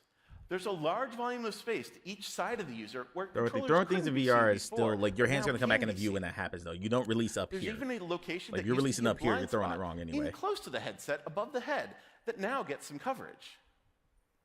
So, what about that area above the head? Do you really want the moon for a dime? Yes. It's generally not Yes, an Boy issue. Brown. For short periods of time, IMU data combined with our improved AI models are able to accurately position the controllers. And longer periods of time generally don't happen very often or very long. It's tiring for users to hold their controllers above their head for long periods of time. Yeah, I'm out of In shape. short, I can't do that. The controller tracking on Quest 2 is better than Quest 3. It both covers a larger area than Quest 2, and it does a better job covering the areas you're most likely to have your controllers in. What if you have Touch Pro controllers? Here you go, Samson. Here you go. The Touch Pro controllers, announced at last year's Connect conference, also work with Quest 3 as well. You'll need to set up your Quest 3 headset using the included controllers, but once you've done that, you can unpair the Touch Plus controllers and pair Touch Pro controllers. So, for any applications that perform All of better them? with the unlimited tracking volume, or applications that want to make use of any of Touch Pro's other unique features, like the stylus, thumb pressure, or You ever use thumb the stylus or trigger at all? haptics, there's a solution available No, on I was going to Quest say no. I 3 think it's still the actually in form the of Touch box. Pro. Yeah. Speaking of haptics, well, You need the earbuds haptics from on the Razer. I Touch didn't know Plus that. controller are certainly improved. I know they're part of but Razer. not quite to the level of Touch Pro controllers. The Touch Plus controllers do not contain the trigger or thumb LRAs that the Touch Pro controllers do have. That's a bit of But a bummer. they do each contain a single VCM haptics device in their base. This VCM allows for control over both the frequency and amplitude of the haptic effect. While it's quite similar to the VCM in the Touch Pro controllers, 140 it euros? isn't exactly the same. Jeez, Rudy. That doesn't mean you need to design your haptic a effects lot. twice, Yeah. though. For the best developer experience, we recommend using Meta Haptic Studio. This application, Correct, motorcycle. released You earlier should only this have to do year, it one time. allows developers to create, audition, and integrate haptics just once, and then have them work appropriately across our full line of headsets. It's available for download now from our developer website. If and you want better supports both haptics, Unity Rezo, and Unreal. yes. If you don't really care about haptics, like There's I don't one really more care about little haptics like other secret people hiding do, in I'm these not going to buy them. controllers. That's not worth 300 We've bucks to me. changed the index trigger on the Touch Plus controllers so that it is a two-stage trigger. What's that mean? Interesting. Think of the current index trigger behavior as the first stage. Once you've fully pulled the trigger, you can now apply additional force to the trigger, and that will be measured via a second value, index trigger force. An afterburner for an extra burst of acceleration, an extra powerful boosted shot, or perhaps something requiring a bit of skill, where the user can get a little extra power, but pressing too hard will result in pretty cool. some sort of burnout. Yeah. We're eager to see what designs developers come up with to make use of this functionality. Yeah, people who are fans of shooters are going to So, get some interesting how do I experiences. make use of all the new functionality? As always, it comes down to getting the latest version of our SDKs. The public V56 SDK contains some Quest 3 support, including Touch Plus controller models in Unity, and is a great place Typhoon, to was it in start. Australia? While the V57 SDK, with even more, should be available within the next couple days. So, here's the Rezo, how point long I are your want to leave PSVR you 2 with. controllers lasting for, Rezo? There's never been a better time to start developing for VR and MR. Quest 3's increased CPU and GPU power, along with more memory, allows you to create a more complex experience at a higher fidelity than ever before. Greatly improved color pass-through, the Depth API, and Color LUTs to power the most immersive mixed reality experiences.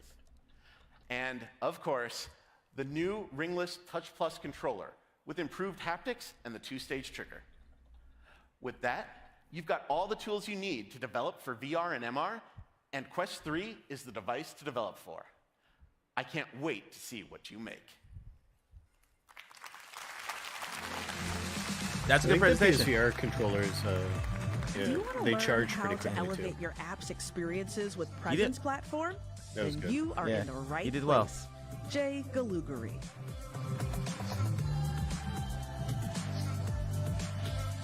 It depends on the game. I can usually get about 4 hours, but the game you still have to cut down to 2.5 to 3. Good morning. Good morning. Mixed Or reality afternoon. enables a new class of experiences that let you convincingly place and interact with digital content in the real world. So whoever said they were going to My be name back to back Jay is right. It's Golaguri, not 3 and different as a product sessions. manager We're going right in for a row. Mixed reality, let me So that's show good. you how to unlock this magic in your apps. Last year at MetaConnect, we announced several mixed reality capabilities in the Presence platform. let's take a brief look at some of the apps that you have built to date. Yes, Scorp, you missed it. It was the whole first 40 minutes. It was all GTA. It's available now on the Meta Store. Yeah, it was all of them too, the whole package. No, Zuck is not speaking today. It was a laser one. Yeah.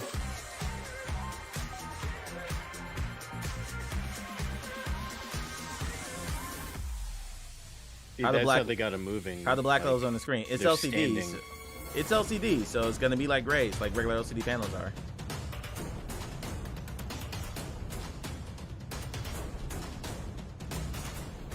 Hey, oh my! Look at Typho's comment. Whoa. Partawful is such a cute game. Everyone needs to play that game. It's so adorable.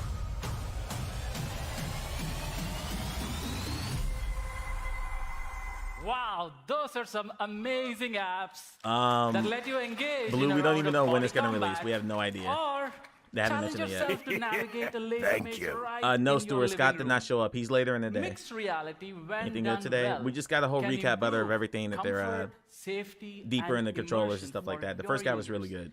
And pass-through can reduce isolation or friction when onboarding new They users. said friction. Mixed reality also has the potential to increase your user engagement significantly.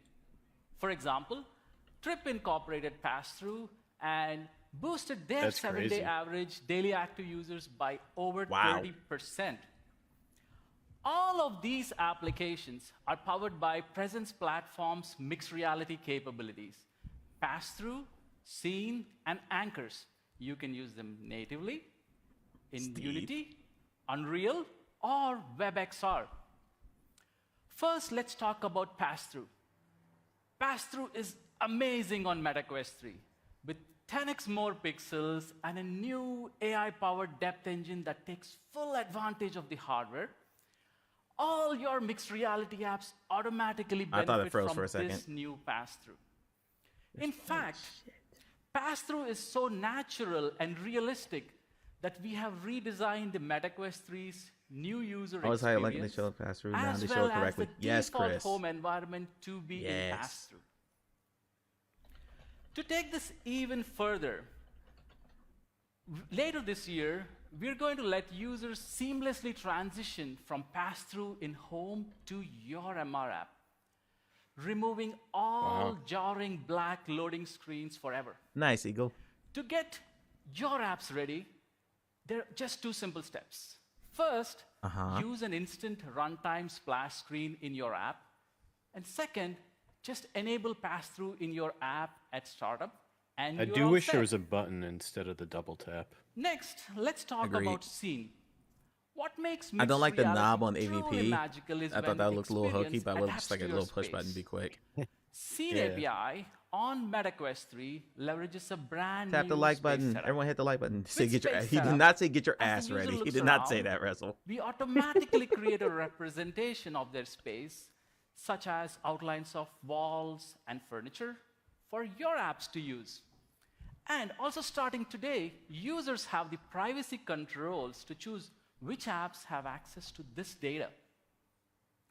To enable your apps to leverage all of these capabilities of the MetaQuest 3 and the space setup, we are introducing Mesh API. Mesh API enables your apps to do things like have a game character navigate in a real space, or maybe to convincingly place virtual content that could transform, say, your living room into a forest campfire. How cool is that? You're welcome. Lastly, mixed reality enables freedom of movement. Users naturally desire to move seamlessly and expect their experiences to adapt to this space. Starting later this year, we will also allow users to set up multiple rooms with space setup. So your apps can leverage all of these rooms and have your users move freely in them. Now, what if we had He needs to the stop saying tools apps. to make Razzle. developing for mixed reality Yeah, it's so easier true. and faster To tell us more about this, A little please too much apps welcome in this. Britta Yeah. Hummel. Jay. Hi, Britta. He was quick. He was in and out. Yeah. Developing for mixed reality just became easier, faster, and more immersive. Let's start with easier. They're If all you're better new than to Zuck. mixed Every reality single one of them are development, all better than We're Zuck. now making it easy to get you I mean, started. yeah, Zuck's not a public speaker. Yeah, We're like I announcing think Chu said it right. building He blocks shows for symptoms of being someone who's on the With building spectrum, so that might blocks, just you be can something that simply affects them. drag and drop It makes background sense. pass-through, camera rigs, room models, grabbable items, and so It's much just easier more to make fun of right someone into who your you know is a Unity billionaire. It's that simple. generally. Just drag and drop. Building blocks will be available in early. Ooh, they actually said Unity after that crap Earlier storm this last week. year, we also introduced the Unity project setup tool to easily configure a performant MR project. Now, if you already have a VR app, here's something you can try in less than a day. Use building blocks and try replacing your app's VR background with a pass-through background, if it's appropriate.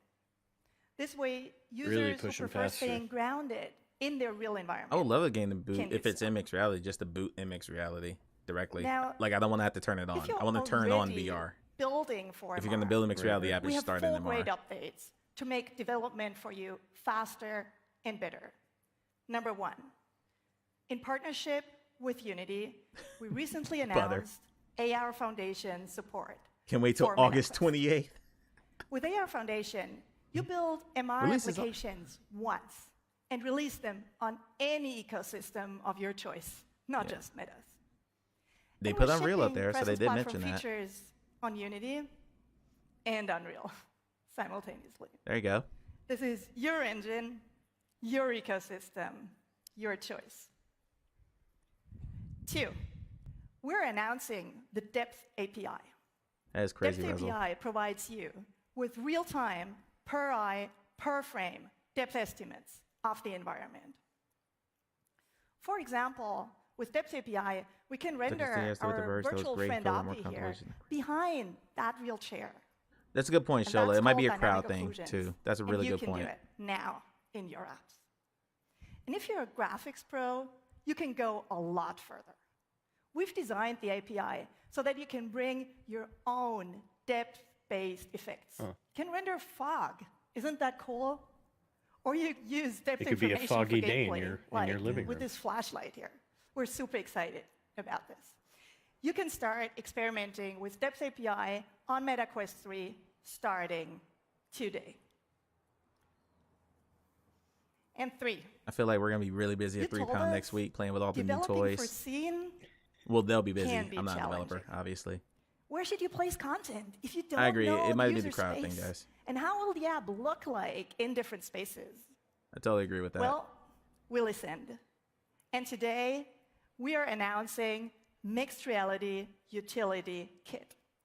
With the MR Utility Kit, you'll get spatial queries, which will make it easier to ensure your content shows up at the right place in any user space. And it's got helpful utilities for working with procedural meshes and textures, as well as dozens of pre-captured spaces. So you can test how your app looks in your user spaces, not just your own office. And all of this without donning the headset. And there is so much more. Mixed Reality Utility Kit will be available for Unity and Unreal later this year. Rocky, I would assume it does, just because it's everything's built And on the four. same OS. You can now develop for MetaQuest without needing a physical device. We're releasing the brand new MetaXR simulator. It provides you with synthetic environments so you can quickly build and test mixed reality applications on your PC or Mac. Stay tuned for more on a MetaXR simulator in the next session. So let's recap. This is what Jay and I want you to walk away with today. We're making it easier and faster to build more immersive MR experiences today. Building blocks and project setup tool make it easier to get you started. Mixed Reality Utility Kit and MetaXR Simulator make your development cycles faster. And the new Depth API and Mesh API make MR development more immersive. And lastly, Quest support for AR Foundation simplifies building those MR apps across platforms. On MetaQuest 3, built from the ground up with and for mixed reality, there is no better time than today to get started building those mixed reality experiences. So check out our Presence Platform website at the QR code today, where you can read up on everything Jay and I just talked about. And also check out our latest open source reference app, Fanto, which will show you in code how to use some of our newest capabilities. Thank you.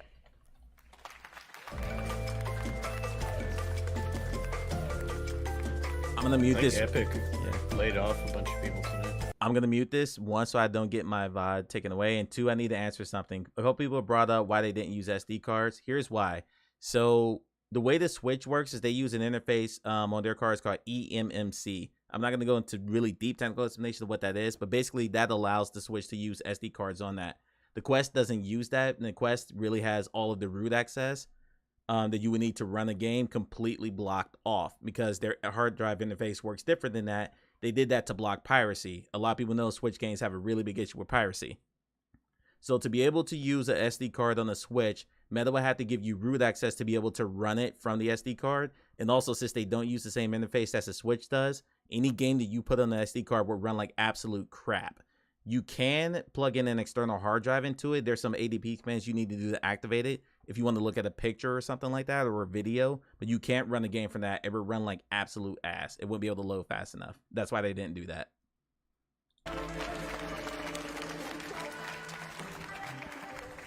Hi, I'm Jisoo, and as a software engineer on the developer success team, I recently had the opportunity to visit one of your studios. So I'm with you. I agree. It was awesome to see your day-to-day development process and what you're building, despite the challenges of having to keep up with the latest hardware and SDKs, and even building for multiple platforms at the same time. And so you shared your pain points with all of the tools that you have to use, some tools that you built from scratch, and even the manual processes, which all take away from your core development time. This really inspired us to take a closer look at some of our most popular tools that you're using and to make them better. And so today, I'm excited to walk you through some of our most popular tools, like the MetaQuest Developer Hub and the MetaXR Simulator. This is the point where we were going to stop, guys. So let me know if you want to keep going, or we can hop over to Discord at this point. Because a lot of this is going to be really dev-heavy stuff. Build and launch the highest quality version of your app. Excellent. I'll start by giving a walkthrough of the MetaQuest Developer Hub. I want to watch the or Developer Hub, MTDH, but yes, we watched the which is a vlogs. We watched the desktop graphics companion comparisons at the very application to beginning. We've seen them all already. And a centralized place for your development. In the Device Manager, you'll see a UI for easily managing your devices and your device settings, as well as a UI I use for some this all the common time, by ADB the way. commands, This like is how I run some of my disabling content and how to do Guardian some and the recording. proximity sensor. There are also media capture tools like screenshotting, video recording, and casting to help you easily share your in-app experience. And as a software engineer who frequently uses media capture tools, I know how useful they are. So that's why I'm super excited to share that the team has been making huge improvements in this area. This next video I'm about to play was captured using our new wired casting experience that you'll soon be able to use later this year, Rezo. which streams over USB in widescreen cinematic 4K. It captures an additional 30 degrees horizontally without cropping, so that you can share and stream exactly Rezo, this what is you're what we seeing in your wanted. headset. And by the way, some of the videos captured in this presentation, like this one, were captured using this new feature. So I'm super excited for you to be able to use it on your own apps. I know that's why I'm out. My monster catching them already. You can also enable the OVR metrics tool. No, for to Quest, easily for select Quest, metrics Butter. that you want overlaid in your headset to track Quest real-time wired performance casting. stats, like app GPU time and CPU and GPU usage. Yes, And for Chris. even I'm more so happy real-time about that. tools, You can go to the performance analyzer to set flags on metric thresholds to easily spot issues. Yeah, and Rezo, go back and bottlenecks. watch it. Games It's, need- it's for recording and for casting. In the You can app do wired for distribution both tab, now. You don't have to can do upload your builds to your release channels to distribute them to your users. And another feature that may not be as visible is our drag and drop feature. So you can drag and Yeah, drop more an games APK need the anywhere and third-person choose to either recording. upload it Yeah. or install it directly onto I your did headset. that with Hellsweeper, and it was great. And in the Downloads tab, you'll find additional tools, SDKs, and my favorite code samples. But there's on which my we're list of videos to constantly make. It's how to updating so that you know how to capture build better using our content latest with your new Quest 3. features. That's on my And list some of videos these to code do. sample showcase apps will So yeah, demo there'll be a in this video on the channel for presentation. sure. It'll probably take me a few weeks after I get the Quest 3 to do it, because that's a lot of B-roll to shoot. Okay, now I'd like to introduce some new and upcoming release channels and playtesting features. We'll stick with this one for a bit. Building a high-quality app is hard and it's time-consuming. So we know how important it is for you to get early feedback on your apps. You'll soon be able to use release channel URLs, which were designed to make it frictionless for you to easily share and distribute your early builds. Okay. Because getting early builds out, like Butter will know this, Rezo will know this. From Getting your early developer builds to dashboard, content you creators is a can pain in the create butt new or if you use a edit release your channel. existing release channels It's to always buggy. enable URL invites. So this is good. And then share this link however you wish, whether it be sharing it internally through work or externally through Discord.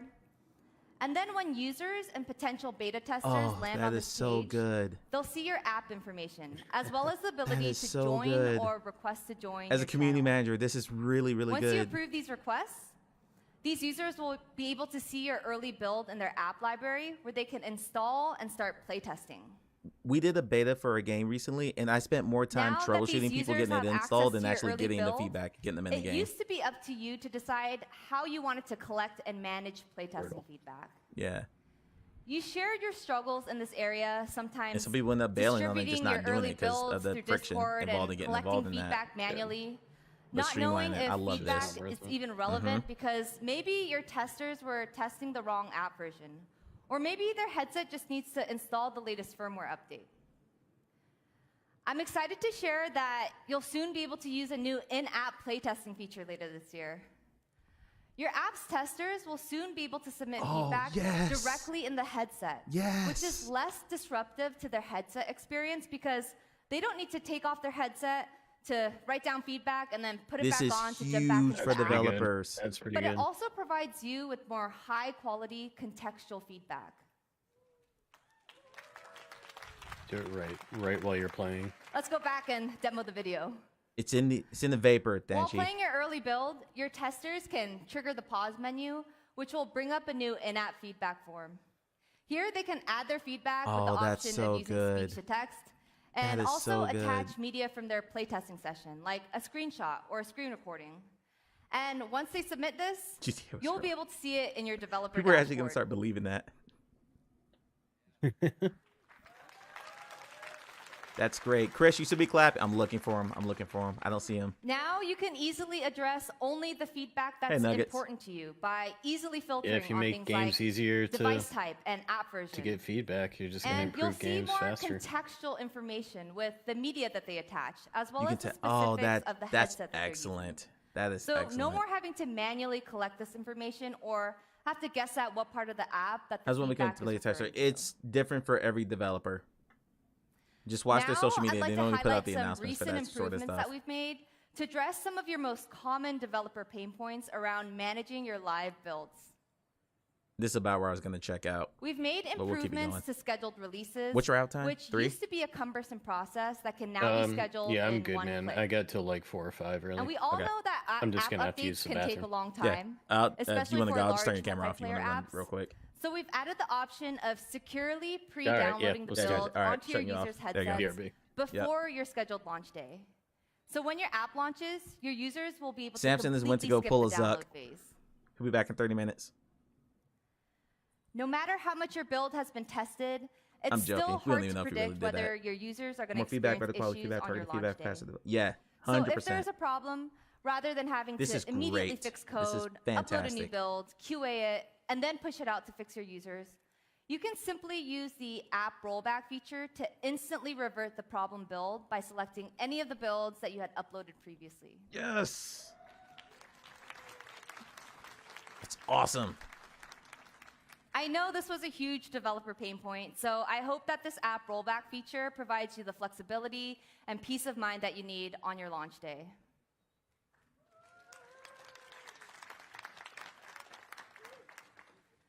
Although this is only the tip of the iceberg of all of the improvements that You didn't miss much. It's all developer stuff we at this hear point. you, and we want you to keep providing feedback on these tools so we can help you focus on the things that matter most, like your core I agree, app. Keys. Now, I'd like to hand it off to my colleague Xiang Wei, tech lead on the developer technology team, to dive into some tools you can use in your core app development. All right, so I'm gonna let you guys vote. Do we want to stick with this? Do we want to keep it going? Like, all this has been really good so far. What we charge extra for the Unity app? It depends on how much your game sells. There's been everyone. lots of videos about that. Before joining Meta, I spent almost 20 years building games for many different Samson's platforms. back. With all my experience, I can tell you, building XR apps is not easy. Switching between your headset and the computer is cumbersome. You'll often find yourself debugging system issues instead of app issues. Waiting several minutes before checking a simple logic change on headset is not fun too. That's why we created Meta XR Simulator. I agree, Rezel. There are many ways to simulate a XR headset, and we choose the hard way for good reasons.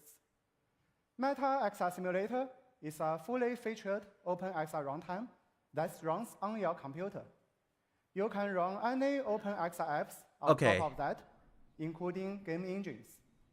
It simulates our Meta Quest and Rift headsets with a lot of awesome features. I'm gonna. I'm sorry, I didn't mean to pause that. Development. I'm gonna mute him and basically explain what this means. If you are a VR developer, when you're making a VR app, you actually have to have a Quest sitting next to you, and after you hit like deploy or something to build it real quick, you have to put the headset on and then move around that way. This is saying that you can simulate VR movement in the editor instead of having to put your headset on every time, and you can pick which headset you want to use to like to figure out which one you want to simulate. Right? Or both That's sides. really slick for developers. That's good. That's gonna speed up development a lot faster. All the details about the composition Like instead of having to take the layers headset that your on app and off and on and submitted. off and on and off over and over and over again. That's really good. Check the current status of your headset and the controllers. I like 3 friends there who are creators in Horizon World. That's awesome. Glad they got to Find go. the key bindings so you don't need to remember them. You're making me hungry again, Nuggets. And finally, he's in link again? Yeah, I got record you. your inputs I and got you, replay them Worldwide. to speed up testing. There you go, Worldwide. What's your opinion on mixed reality? I think it's going to be really Although awesome in debug like a window is year valuable when to your developers get time to day-to-day like play with it a development, lot more. It's not an essential part of It's the going to be good simulator. now. It's going to be great The later. simulator can also work under batch mode and supports your OpenXR application silently if you want to set up your own automated testing. Meta XR Sim allows you to easily control your XR This is application so through good for keyboard them. and mouse. Like this, optional for us, for Xbox game consumers, this is going to controller. get us games faster. Let's That's what this take is a going to look do. at It's going to this get us games a 100%. lot faster Yeah. because testing from the dev side is going to be a lot faster. You can simulate your headset motion and control input with your keyboard. Maybe and now we'll mouse, get GTA which will have faster. everything. Yeah. What are you talking about? We got it earlier. Like when they Or you can do that with Xbox. yeah, I game thought this was controller. gonna be boring. I was gonna bail after like an hour. Like I'm here. This is great. Like literally, there'll be an As you editor, can and they see, have to put the headset on like it allows this, you to easily iterate your and then apps move around, detection and then oh that didn't without work, Picking up the touch controller and then test every something, time. and then put the headset back on, and then keep going over and over and over again. This is so Meta much Quest faster. 3 provides an extraordinary mixed reality experience. But how would you build and test apps efficiently? Our mixed reality simulation For us can nerds, help. Butter, day 2's going harder, Powered by our Day one's for the synthetic casuals. environment server, and that's Meta nothing wrong with XR that. Sim can allow you to easily test your app Casuals. and simulated environment. Well, for people who aren't gonna care All about major deep end mixed stuff like reality this, like we're features, nerds, man. We love this including stuff. pass-through, But Anchor, and Syn APIs are simulated. X. Only I agree with you. The room you are seeing right now is a simulation of the pass-through. The scene of that is generated by the mixed reality game. No All game GTA objects mentioned at are all. interacting We're not with going to the get GTA environment today at as all. if you are testing the app. Casual on didn't your like they won. headset. Yeah, they wanted more games. I get that. Mixed reality is new and exciting. It will be easy for you to explore new opportunities with Meta XRSim.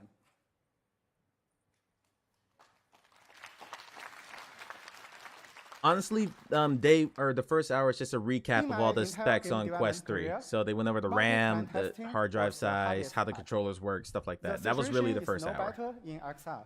So if you saw No day one one can or test you their read the app articles, you running know on what was two in headsets hour one. You didn't miss a at the whole same lot. time. A full body tracking With API for the simulator, simulation? I doubt you it. can run I multiple think they're a ways apps away from on your doing that. computer. Each of them has their own open Look at this, XR Mike. You could runtime. lay in bed and fight All aliens the in your Meta ceiling. XR instances can share the same I'm yet to lay in synthetic bed in my environment, VR headset. I haven't which done that makes yet. it super easy for you to check how your application does. Same. And There aren't going to be games today, multiplayer settings. vibes. This is all developer stuff. It's all been good. Let's be clear. Like, this is all going to be, as a content creator, this is Here going to be is a another lot, demo make my I life a want lot to share easier with when you. I'm working with developers. Here we have a game room at one of our Meta offices captured using Nerve technology. After importing it to Meta XRSim, you have a beautiful and photorealistic environment for your mixed reality app. Now, you Steve, may that's a ask, complex can I question. create my own When he synthetic finishes environment? talking, I'll answer that. The answer is soon. We are planning to provide the tools for you to bring your own room Scorp. to mixed reality.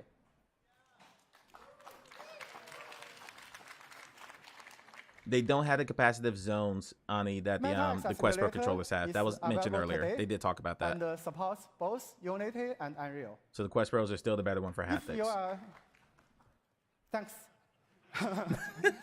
If you are using another game engine, one of those hardcore engineers who write native OpenXR apps, Meta XRSim is also for you. Yeah, Chris, We you hope have to be happy everyone about of you this. Chris is can one of my use coworkers, for Meta those who don't XR know. Simulator Chris has to be in your elated over this development. for all the building and stuff that he does. Simulation is awesome, but you still need to optimize your Nuggets, app it'll take on a time. Like, physical the headset. graphics need to get up to snuff We there. offer a comprehensive set of tools to help you do that. Here are a few tools that you will find handy. OVR Matrix tool provides a real-time on-screen graph overlay to show the performance data. OVR GPU Profiler can give you a lot of details about how your Quest GPU performs. Performance Analyzer is the one I wouldn't go that far, Typho. We're in the echo chamber here. There are more flat screeners than VR players. Meta Quest scriptable testing allows you to set up your own automation It's relevant workflow OpenXR very standard, which is more easily. broad. I agree with that, but they're not, so it is what it is at On this top point. of them, we also help you to get the full support of some awesome third-party profiling tools, including RenderDoc, Perfecto, and SimplePerf. We optimize them for Meta Quest platform to make sure they will work greatly for you.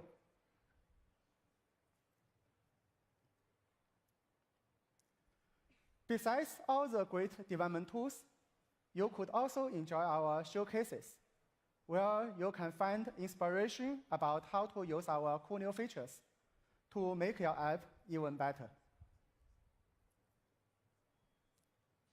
Here are the 3 showcases that we released early this year. They are all open source. So, like, product on demos, GitHub Ultimate Glove and Ball. Like available on App Tech Lab. demos, maybe? You should check them out to grab some of the best Some of like VR practices players. Yeah, okay, or I even got you. content that you want to use inside your app. I'll answer all the questions right after this talk ends, because We are there's going 2 to questions I need to release a answer new in showcase depth. in the next few weeks. It takes mixed reality even further and makes your home an escape room.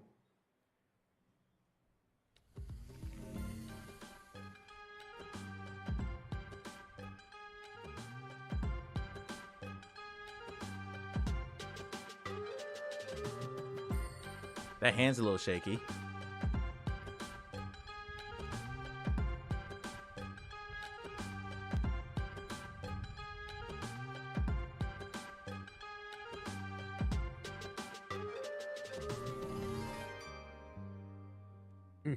I would have liked to It's see some very cool, occlusion, right? but it did look pretty good. Yeah. You can find many other showcases in MQDH, GitHub, and AppLab.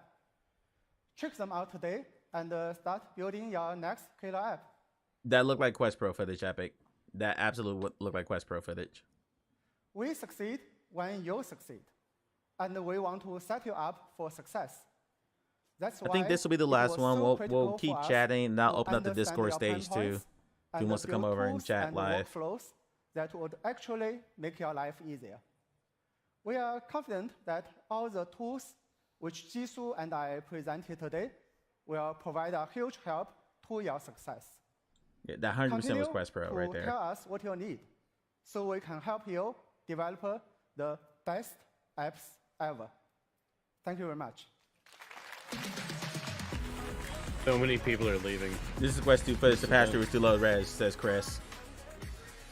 Okay, yeah, they're getting to the AI stuff now. This is when actually was my hard cutoff. This one I was gonna bail. Model Llama, please give it up. You see all the people getting up and leaving? You see all the people getting up and I was leaving? gonna say it's a lot of their cutoffs. Look at too. all the people getting up and leaving. How's everyone doing? All right, that's gotta suck if you walk out on stage and everyone's just leaving right now. Scrolling back here. He meant to say pro. All right. Okay, there were a couple questions. One, someone asked, I can't remember the specifics. I'm trying to find it. Oh, do you know if there are cross-platform dev tools you have to write from Meta, PSVR as separate projects? Okay, so each ecosystem has something called the SDK. That means software development kit.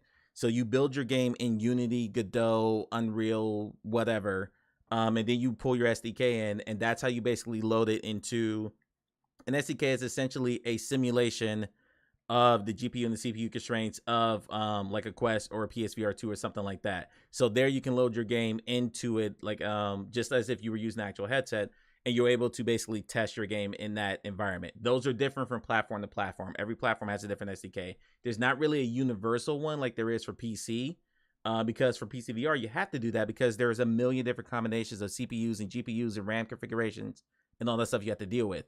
For a platform, for a console-specific one, which Quest is a console, let's just call it what it is, you need to be able to code for that specific lineup. So instead of OpenXR, which is all kinds of different combinations, and Quest has a profile in there, you download the SDK for Quest specifically, and you're able to test your game better that way, or PSVR 2 or whatever.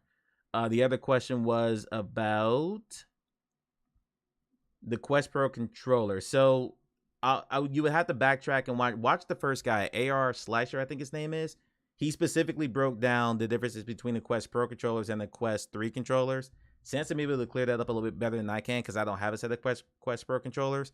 But basically he said the haptics, like they don't have all the haptic features that the Quest Pro controller has, especially on... There was like a sensor on the trigger and there's a sensor on the grip. They took those away. And some of the like the specific finger tracking. Yeah, there's like the one like that's on the handle by the pinky, I think, something like that. Right.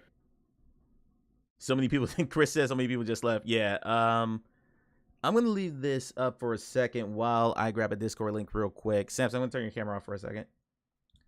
Yeah. So what we're gonna do now is we're gonna come over to the stage in Discord and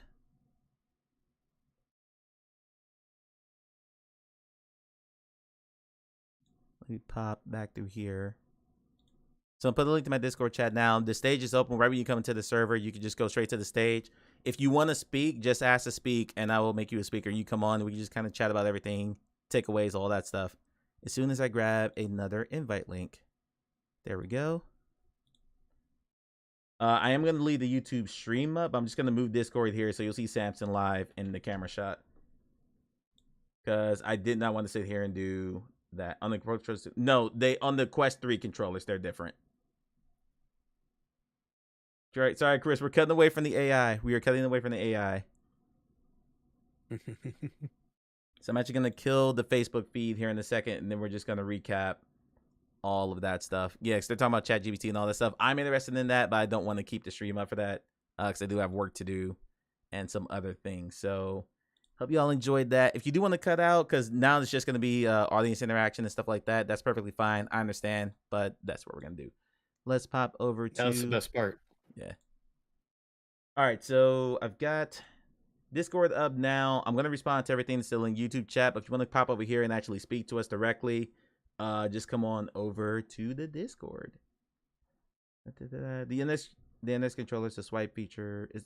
The index trigger, is a swipe surface on a Pro Controller. I haven't used them, so yeah, I don't know. I'm not exactly sure. It's like GPT. Yeah, there was a lot of AI yesterday. I got a lot of AI, so I'm kind of burned out on it. Samson, what were your biggest takeaways from what you saw today? Oof, biggest takeaways from today. Not really, Scorp. Not really. Thanks, Mom. The MR is gonna be huge, right? All that stuff's gonna be huge. I liked the ease of use. Not ease of use, but they're making things easier on developers, right? That's just gonna speed things up. Gosh, what happened in the beginning? All I can think of is Peter Griffin. That's all I can think of now. Like, that's stuck in my head too. Someone said that the first guy looked like Peter Griffin from Family Guy, and even though he was probably the best presenter today, that's all I saw. And thanks, Keys. Thanks for hanging out. Thanks for hanging out. I appreciate it. Okay, so my big takeaways, same as you. I love that they're starting to remove the friction points on the dev side and on the user side. Being able to set it so if you're using a mixed reality app, it'll load right in the mixed reality. That's going to be huge. The mesh spaces, being able to like scan, they're going to roll out. It's not going to be right away, but they're going to roll out the ability for you to have different like mesh scans in different rooms. And it's going to remember that. So you don't have to sit there and go through your Guardian setup over and over and over again. That's going to be huge. Being able to move between different rooms while you're in the same game. Like, I can't wait for a developer to make a game where they build like escape room games based on like the rooms that they scan in your house. So if you scan 3 rooms in your house, they're going to build 3 specific escape room experiences depending on what's in each room. I think that's really, really cool. What are your thoughts on Meta using AI for controller tracking? AI has been in controller tracking for a while. It's just been a very rudimentary version. What do you think happens when you do this? That is a learning model, assuming that, okay, he reached behind his head, he hit the grip trigger, he's probably grabbing the thing that's on his shoulder, I'm going to pull it back. Because there is no camera behind the headset like this. There's been a very rudimentary version of AI running tracking for a while. They're just expanding that. So I'm fine with it. It already exists. MRB more prominent for use in spatial computing for games. I don't see it in the world of Blaze once the novelty wears off. You got to give it time. Like, think about what VR looked like 6 or 7 years ago. When it was 3'd off, when people were using Samsung Gears and Oculus Go's, and you couldn't move around, you couldn't do, Gilman says, nice sweater, and you couldn't do any of that stuff. Think about what that looks like now, and think about what it's going to look like, and think about what VR was in 2015, 2016, as opposed to what we're getting now. And now apply that same template to MR, but it's probably going to be faster because developers are better at it. So, yeah, I agree with you. I think MR is going to be, like, good now. It's going to be great in a year or two, when developers really have time to dig into it and figure out all the little tricks and things that they can do. Like I said this on the Let's Talk Oculus podcast, I'm imagining being able to build a haunted house experience in my house. So I'm going to go through in mixed reality and put in all these things, all these like jump scares and stuff like that, and then have my friends come over and stick them in the headset and have them just walk through my house. That's what I'm imagining things that I can build. There's all kinds of limitless possibilities for that.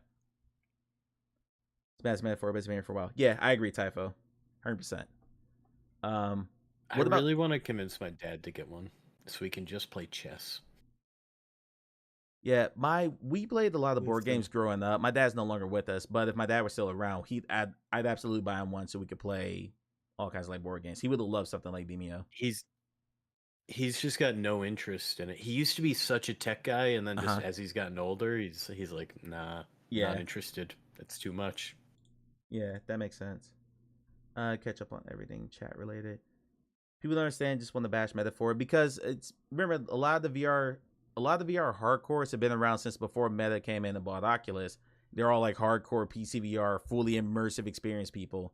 The people who are bashing it the most are the people who are into like full body tracking and and have haptic suits and things like that, they don't see the point of MR because they're like, I want to be fully immersed in VR. But it's a different medium. It's not like an offshoot of VR. It's a different type of experience. And I think when you start looking at it as something completely different, you understand the power of what it can do. It's not going to be there yet, but this is going to be like, if you put someone in a VR game right now in 2023, if you put them in a VR game from 2014, like a little 3DOF fishing game or something like that, they'd be like, there's nothing special about this. But if you put them in something now, they're going to be blown away. That's what I think MR is going to do. We're going to get some rudimentary stuff and some lower end stuff first, but it's going to be really cool. But it's going to be like, okay, this is cool. This has potential. I can't wait to see what this looks like later. In the insider info on Decker, nope, it is vaporware. It is absolutely vaporware. It doesn't exist.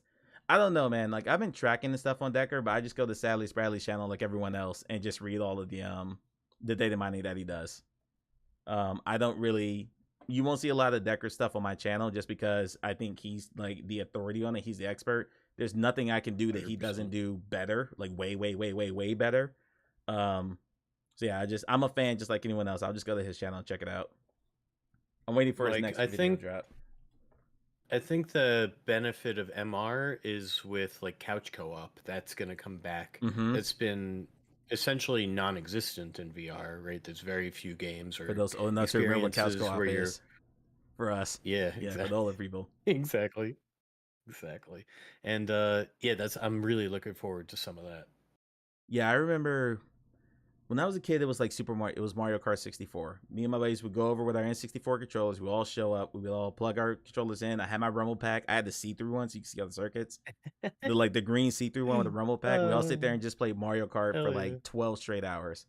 Now part of that got taken away because of the internet. Now you can do online gaming, but being able to like play quests in the same room with other people and not punch each other in the face because you don't know what the hell anyone is, it's gonna be big. I think Quest 3 MR would do great with media for like 1-2 years till it gets better. Yeah, Typhoon, exactly. That's what I said. I think there'll be some really cool stuff that comes out in this first wave of 6 months or so. But it's going to be massive in a year or two. One, when developers are able to build bigger and better, when they understand these new tools a lot better. They understand them very well now. I work for a company that's building an MR app. There's a good understanding of it now, but when you go through the first iteration of it, and you're gonna learn a lot more, and then games 2 and 3 are gonna be just like that. You just keep building, yeah. And the friction point, like being able to like something as simple as being able to play Game Pass in VR, but still be able to like watch. Like I'm imagining playing Game Pass in my headset, but still having my TV on so I can watch football games. So I can like glance over real quick and check the score on the football game while I'm sitting there playing my Xbox. That's gonna be great. 100%. It's gonna be great. I think it's a good entry. Never had a VR headset, but the hardware looks great for standalone, mixed reality, and PC VR for Microsoft Flight Simulator. And yeah. And the increased resolution is going to be good for simmers. I'm curious. I'm not a simmer, and I don't know a simmer personally. I don't know a simmer content creator. I'm curious how simmers are going to find this headset. Because simmers really need like the best high resolution possible. Because you want that realism there. That's where immersion is like really important. So I'm curious how they find Quest 3. Simmers are the ones who are buying like those $3,000-$4,000 like Pimax and Varo headsets. Because they need, like, even my rig struggles with Flight Sim. It's insane. Mixed reality did not have me hyped. Yesterday kind of opened me up. You kind of need to see it. It's just like anything else in VR or MR or whatever. You need to see it to understand it. And you need to experience it to really love it. Like I'm gonna be sticking. I see myself sticking more people in mixed reality stuff when I bring them in when they're new into VR, because that's gonna be easier for them to understand than like a full VR game. So it'll be like first steps and then whatever that MR first game is. First, whatever the hell it's called. First encounter? Something like that. Yeah, first encounters. There's no motion sickness with MR, right? Yeah, there can be, because it depends on how good the pass-through cameras are. Like motion sickness on something like the Pico and their Quest Pro, because of that warping that happens, that will absolutely get someone sick if you move too fast in that. So you really need, just like Apple's not going to have a problem with that because they put 12 megapixel cameras in their headset. So it's going to be different though. Yeah, only said, it depends on the pass-through lag. You know, one of the big things that makes someone sick is if you move your hand in VR like this, but your controller's lagging behind like this, like that difference will screw your brain up, and that can make you sick. So, as long as the lag is good and the depth perception is good and it's like depth correct, it's going to be better. It's not going to eliminate it entirely. There's no way to possibly do that, but it's going to be a lot better. Quest 3 would pave the way for Vision Pro, and somehow Apple would get the credit for it anyhow. That's going to be an interesting tug of war, because Meta said there was a leak that Meta's going to release another Pro headset in like 2025 for like $2,000. That'll be their official response to Vision Pro. But I said this in the previous video. People are going to look at Apple Vision Pro. They already did that. They're going to look at Apple Vision Pro, but I'll answer that in a second. And they're going to be like, I want all of that. I want all of that. That looks incredible. Oh, it's $3,500. Crap. Hey, here's a $500 headset that does pretty much everything this thing does. Doesn't have that weird, creepy eye see-through thing that Vision Pro does. But it's going to do almost everything that this one does for $3,000 less. AVP is absolutely going to help Quest 3 sales, for sure. They're going to look directly at it and go, $500? It mostly does the same stuff? I can still make phone calls and send messages? Yeah. Hell yeah, let's do it. Microsoft Office integration? Yes, let's go. Perfect. How will the depth sensor play into it? Okay, so for hand tracking specifically, if you've ever looked at pass-through on the Pico 3, your hand looks bigger. So like if my hand is this size, in Pico 3 it looks like this size because it's not depth correct. So there's a tougher sense of being able to realize like when your hand is closing around an object, because the controller might be here, my hand's here, and I think it's here because Pico does have that depth correct sensor. So I don't know that my hand is right over the controller. It's very, very odd. And Quest Pro is kind of the same way. Because it's not depth correct, like your understanding of where stuff is actually happening in your real space isn't quite accurate. The depth sensor will help with that. So like when you're playing Demio in mixed reality, for instance, you'll know exactly where your hand is in relation to the dice. And Quest Pro is going to be a little bit odder because you have to like very slowly move your hand there. You cannot get a virtual face. Watch me. Watch me. I'm going to have a virtual face with legs. Because we have legs now. Like I just realized, I think I can give you a noogie. Little lower. At least on my end. Yeah, there you go. Yeah, I can't. I'm delayed on the YouTube. Okay. I think the Quest Pro is going to be Vision Pro. Basically, Quest Pro failed because they put out a decent piece of hardware and then put out the software to support it. All the stuff they announced yesterday, the business stuff, the Microsoft Office integration, all of that should have came with Quest Pro last year, and Quest Pro would have done better. You basically got a really high-end headset without the software to drive it. The best app on Quest Pro is still Immersed, and Immersed has been around for a while. That to me is they're hoping businesses buy up these. I imagine they're going to push these to businesses now. I mean, they gave them away as dev kits to Roblox developers. Yeah. I guess the depth sensor will be used as the error correction part of the sensor fusion for tracking, much like yes. Yeah, part of the depth sensors, because if you don't know, so there are no tracking lights on the tracking ring's gone on the Quest 3. Let me make sure I have my camera showing this right. So the tracking ring's gone on Quest 3. This is an E4 controller, by the way. This isn't my Quest 2 controller.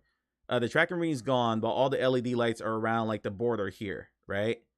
If you're holding your hand like this, you could partially occlude it. That depth sensor is going, because they're using hand tracking in addition to the IR tracking to track your controllers. That depth sensor is going to allow the headset to know exactly where your hand is in 3D space. That's going to help with the tracking part of it. So they couldn't do that process. They couldn't make that tracking algorithm without the depth sensor in Quest 3. Like they could never ever do that in Quest Pro. But Quest Pro has self-track controller, so they didn't have to worry about it. So yeah, I love the fact that the ring is gone. Although I'm not flexing, I swear. They're just all sitting on my bed right next to me. I do like the ring position of the Pico 4 controllers. I didn't like the ring position of the PSVR 2 controllers, just because it felt weird getting my hand in there. There's a Quest Pro controller right there. No ring gang. No ring gang. Yeah. I dig it. It's heavy. I like the weight too. Yeah, I gotta put some music on. This is driving me nuts. I can't not listen to music when I'm talking. You're such a Twitch streamer. It just feels unnatural to not have music on. The music's gonna be loud for a second till I volume it down.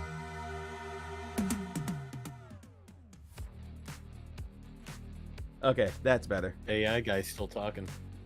He's still talking? Yeah. Any other questions? Anything you guys want to talk about? Any big takeaways from yesterday and today? Yeah, there's a blanket question. What was your biggest takeaway from MetaConnect both days? What's your biggest takeaway? Just drop them in chat. And and then we'll go ahead and we'll wrap up. I appreciate everyone hanging out today. It's been a lot of fun. Samson, thank you for being here. Thanks for having me, Mike. Yeah. That was And they're still impressive. talking. And if you're watching out there, like the stream. Yes, please drop a like on the stream. It really helps me out. Absolutely helps me out. Now, holy crap! I just saw my peak concurrent number. Yeah, dude, we got up to like 180 or something. Oh my god! Quest 3 can do That's- VR. I was- Yes, Ballman. Quest 3 can do VR. All right, there are no more Mike, questions. I wasn't sure if that was normal for you or not. No, that is not. That is by far a record. That is crazy. I'm probably one of the few people doing day 2 though. Day 2. Solid Scorpius' big And I'm here. takeaway. I give Yeah, you the you're the LTO draw. Yes, you give me the bump. rub. I appreciate it. Yes, that Yeah. lost the August run. Thank you. Scorp's biggest takeaway was the Snoop Dogg AI. All right, y'all, we about to raid this dungeon. Let's go. Faux shizzle. That was terrible. Mixed Reality Day 1 is big focus and will be great for live entertainment if you like boxing, fighting, or basketball. That today, the recording stuff. Okay, yeah, as a content creator, there's a lot of stuff today that excited me. But I understand that for today, for like gamers, this wasn't a big thing. My biggest takeaway is they're still kind of rudderless with no real through line and plan for big titles to bring in new users. Yeah, I was let down by how little of a presence their other developers had. We got nothing from Camouflage. They're the ones who made Iron Man. We got nothing from Ready at Dawn. They're the ones who made Echo VR, and they said they closed Echo VR down for their next big project. We still know what that project is. So I don't think there's another. They're not doing another gaming showcase or anything. So now we're gonna be sitting here wait till 2024 to see what all of Meta's in-house studios are doing. We know what Beat Games are doing. They're gonna make a whole bunch more Beat Saber albums, stuff like that. We know Big Box is gonna probably do a Quest 3 update for Population 1. We already know Supernatural is dropping their subscription price, so we know what Within is doing. We don't know what Armature, Twisted Pixel, Ready at Dawn, and Camouflage are working on. And there's 2 other ones I'm blanking on. Talk too much? I'm streaming, You got buddy. a lot of those stuff. I'm streaming. You want me to sit here silent? That's not gonna happen. Feel free to watch another stream if you don't want to hear me talk. And they made a change that the Connect is. But it's been that way for 2 years. Like, Connect is not for gamers, and we've said that multiple times over the course of the year, over the course of this stream. I for one wait 1-2 years before I get one just so Buzz can work on all that stuff. Just stay with Quest 2 unless I find one secondhand for cheap, and that's fine. Like, the Quest 2 is one of the most is one of the most updated pieces of tech I've ever had. They put out updates all the time for that thing. That's gonna continue with Quest 3. Like, the base model Quest 3 we're all getting in a couple of weeks, it's gonna look completely different in a year in terms of usability because they're gonna add more features, more optimization over and over and over again. Now every update seems to break something. Yeah, every update breaks something. Every but they do update something is different. the biggest. It's the biggest and the best. Oh yeah, just go on YouTube. This is the biggest Quest 2 update ever. Every single video, every single time. PSVR 2 is ramping up again as expected. I hope they got something good for Christmas. They just had a gaming showcase and it wasn't really all that big. So, I don't know. I wasn't impressed with the blog post today, honestly. And there was Among Us was mentioned in it, but still no release date. DM me a link to that blog post. I'd like to read that real quick. And we'll wrap there. We'll wrap on PSVR 2 on the Meta Connect Day 2 stream. That sounds perfect. When they released Quest 2, Quest 2 was released in 2020. I'll give you the exact date. Yeah, they separated it into like a. Quest 2 was released various October sort of 13, posts. 2020. October 13, 2020 is when Quest 2 was released. They did a lot today in the blog post. Oh, you talking about the PlayStation blog post? Yeah, we'll wrap on the blog post. We'll do it there. You DM me that link? I put it in the chat. Oh, DM. You gotcha. Boom. Actually, if you put in which chat? I just DM'd you. All right. Probably Move easiest. this over. Move you out the way. Get out the way, Samson. Just so I don't want everyone to see all my DMs. All right, here's the blog. I'll put Samson back on screen in a second. Just give me a minute.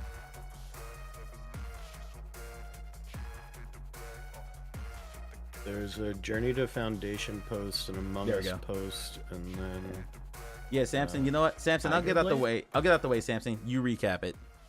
Walk us through the blog. I'm just going to shut up. oh, I don't want to do this. Thanks, Pate. Too much pressure? I can do it. I can do it. I mean, I'm reading this for the first time. You've already read it. I've only glanced at it. You only I'm glanced- talking okay. Big game. Score's gonna get his Quest 3 in 2025 when they announce the Quest 4. Let's see. Journey Foundations on October 26th. Among Us VR is coming to PSVR 2. We already knew that. What is Oh, that's a PS5 game. That's not PSVR 2. So just Journey, PSVR 2, and and then that's... scroll down a little to Okay. the latest posts, and you'll see 3 more. Oh, there we go. Foglands, that's a roguelike creepy shooter. That's on Halloween Day. 10 Hearts VR. Heroes of Forever, a multi-dimensional arcade cover shooter for VR. Interesting. We're going to read that one. Let's pull that one. Tiger Blade pronounces on to PSVR 2 November 17th. Gran Turismo 7 update. Alan Wake 2. Baldur's Gate 3. Okay, so it's just those 3. All right, let's look at Tiger Blade first. I never heard of this one. New trailer shows off super slick slash and dash arcade action. Where's the trailer? Verify my age? What the crap? Verify my age? It just loaded somewhere because I can hear it playing. Betrayed our clan. I need you to take care of him before word gets out. Oh, awesome. Okay, you didn't play the trailer for me. We're going to close that for a second. Hold on, let me find it on YouTube. What's it called? Tiger Dash? Tiger Blade. Tiger Blade, thank you. And it pounces, you know, because it's a tiger. Pounces. Here we go. 2 hours ago. Let's check it out. Who's the guy you talking with? Is he on YouTube or Twitter? Samson, I'll let you. Yeah, I'll pause real quick. Samson, introduce yourself again for the folks. Yeah. Hello, all. I am Samson143VR on Twitter and YouTube, and I am one half of the Let's Talk Oculus gang hosts. We're a VR YouTube podcast, not only on YouTube, Spotify, all of them. Go grab your link, drop it in chat. We've been doing some live streams lately, weekly, and yeah, come on, hang down. We've had live open mic on. It was a good time. We just hung out and talked VR for an hour and a half. It was nice. It's good stuff. Yeah, sometimes we get guests, sometimes it's just Dan and I talking, and sometimes we have some dev interviews. So, Typho, I get a ton of XR Elite ads. I don't know about anyone else. I see those everywhere. I just get Amelia here. Yeah. Are you new here, Samson? Okay, Scorp, I'm done with you. Okay, we're not talking. I'm hitting play on the trailer. I should have opened like that. This is Tiger Blade for PSVR 2 Snake Eyes on Metaday 2 stream. I need you to take care of him before word gets out. I'm counting on you.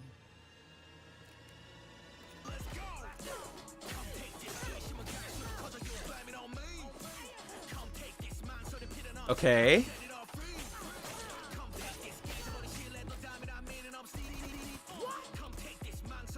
So is this on rails? Or you have to? No, you have to your movement. Honestly, I feel like I can hear the PSVR 2 people complaining about these graphics. Oh yeah. But this isn't high-end graphics. Yeah. Okay, that was Tiger Blade. That looks fun, but people are gonna freak out about it because it's not, the best high-end graphics. 10 Hearts. I think we saw this on the gaming showcase. Matter of fact, I'm just gonna stick on YouTube. I'm not gonna sit here and read the blog post. It's probably a good call. Yeah. 10 Hearts. PSVR 2 review or trailer. Excuse me, trailer.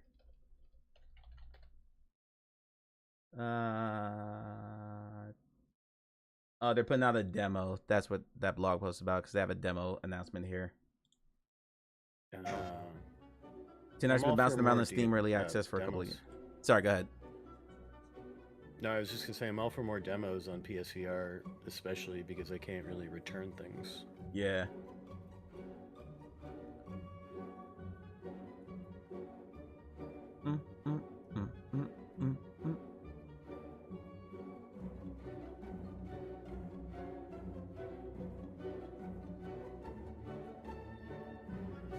After what we just watched, all I could think to myself is this would be cool in mixed reality. Yeah, it's sending it all up. Yeah.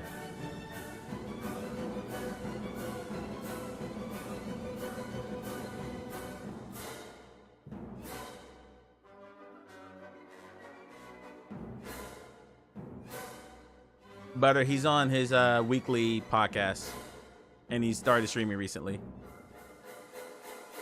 Yeah, and I hang out in a lot of the. Yeah, he's in my here stream with quite a bit. Parole, things like this. Yeah, you see him in a lot of chats. He's around the community a lot.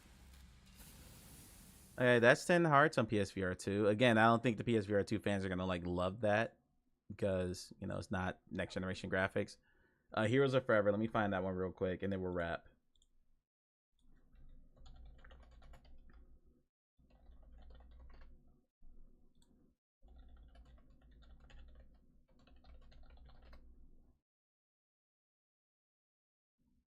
All right, Heroes of Forever announced trailer. Let's see it. Dimension breach detected. Roll commencing in 5, 4, 3, 2, 1. Every dimension. Oh, they are not going to be happy about this.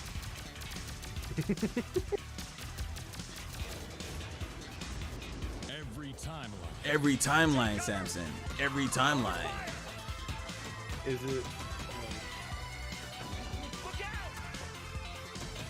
Only good to have you. You've been around the YouTube channel a couple times. You've come in a couple of my videos, so good to have you. Needs a hero. We need a hero. We need a hero to It looks like the Sinti Studios, like in the original Crisis Brigade. I can barely hear you. This trailer's kind of loud. I like the name, but Wolf coming 2024. Oh, sorry, what were you saying?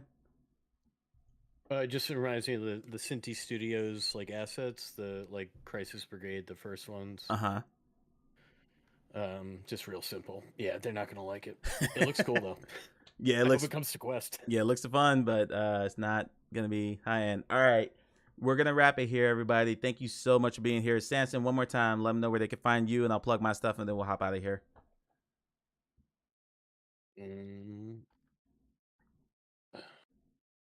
All right, sorry, I was responding to the butt or something. No, you're fine. Yeah, thank you for having me, Mike. Absolutely. This has been great. Thank you for everybody coming out. Find the podcast, Let's Talk Oculus, Spotify, Apple Podcasts, YouTube. I got a personal account, Samson143VR on Twitter and YouTube. I'm trying to get more in the YouTube game, but you know, you mostly find just old mixed reality videos of me playing Synth Riders for now. All right. You can find me on 2 different accounts. I'm the community manager for 3 Pound Games. So that's 3lbgames.com. We're on X. We're on Instagram. We're on LinkedIn. We're on Facebook. You can find the facebook.com at 3 Pound Games. Go ahead and follow us there. You will see us at the EGX show at the VR Game Spotlight next month, October 14th. That's a Saturday when they show a whole bunch of new VR trailers. I'll put out some information about that. Follow us on X or Twitter.com/3 Pound Games. Again, that's 3LB. I'm live open mic on everything else. Live open mic on X, live open mic on Twitch, live open mic here on YouTube. And tonight at 6 o'clock is my 2-year anniversary on Twitch. So I'm doing nothing but playing multiplayer. Tonight we're playing Among Us VR. We're playing Acron, which is something you can play in chat via your phone. A game called Versus Chat Pack. We're going to recap MetaConnect, and we're going to play Ultimax. On Tuesday, we play Walkabout Mini Golf and a bunch of other stuff. So that's where you can find me. Thank you all for being here. There will be a video up on the YouTube channel tomorrow. I don't know exactly what it's going to be. I have 3 sitting here right now. So I have to figure out which one is, not going to get buried by all the Quest 3 early impressions videos that went out yesterday. Figure out the one that's going to kind of like be of interest to you guys. So it might be a review of Glassbreakers. It might be something else. We'll see. I'm not sure yet. But thanks everyone for hanging out. Samson, thank you again for doing this. We'll see you all again soon. Everybody take care.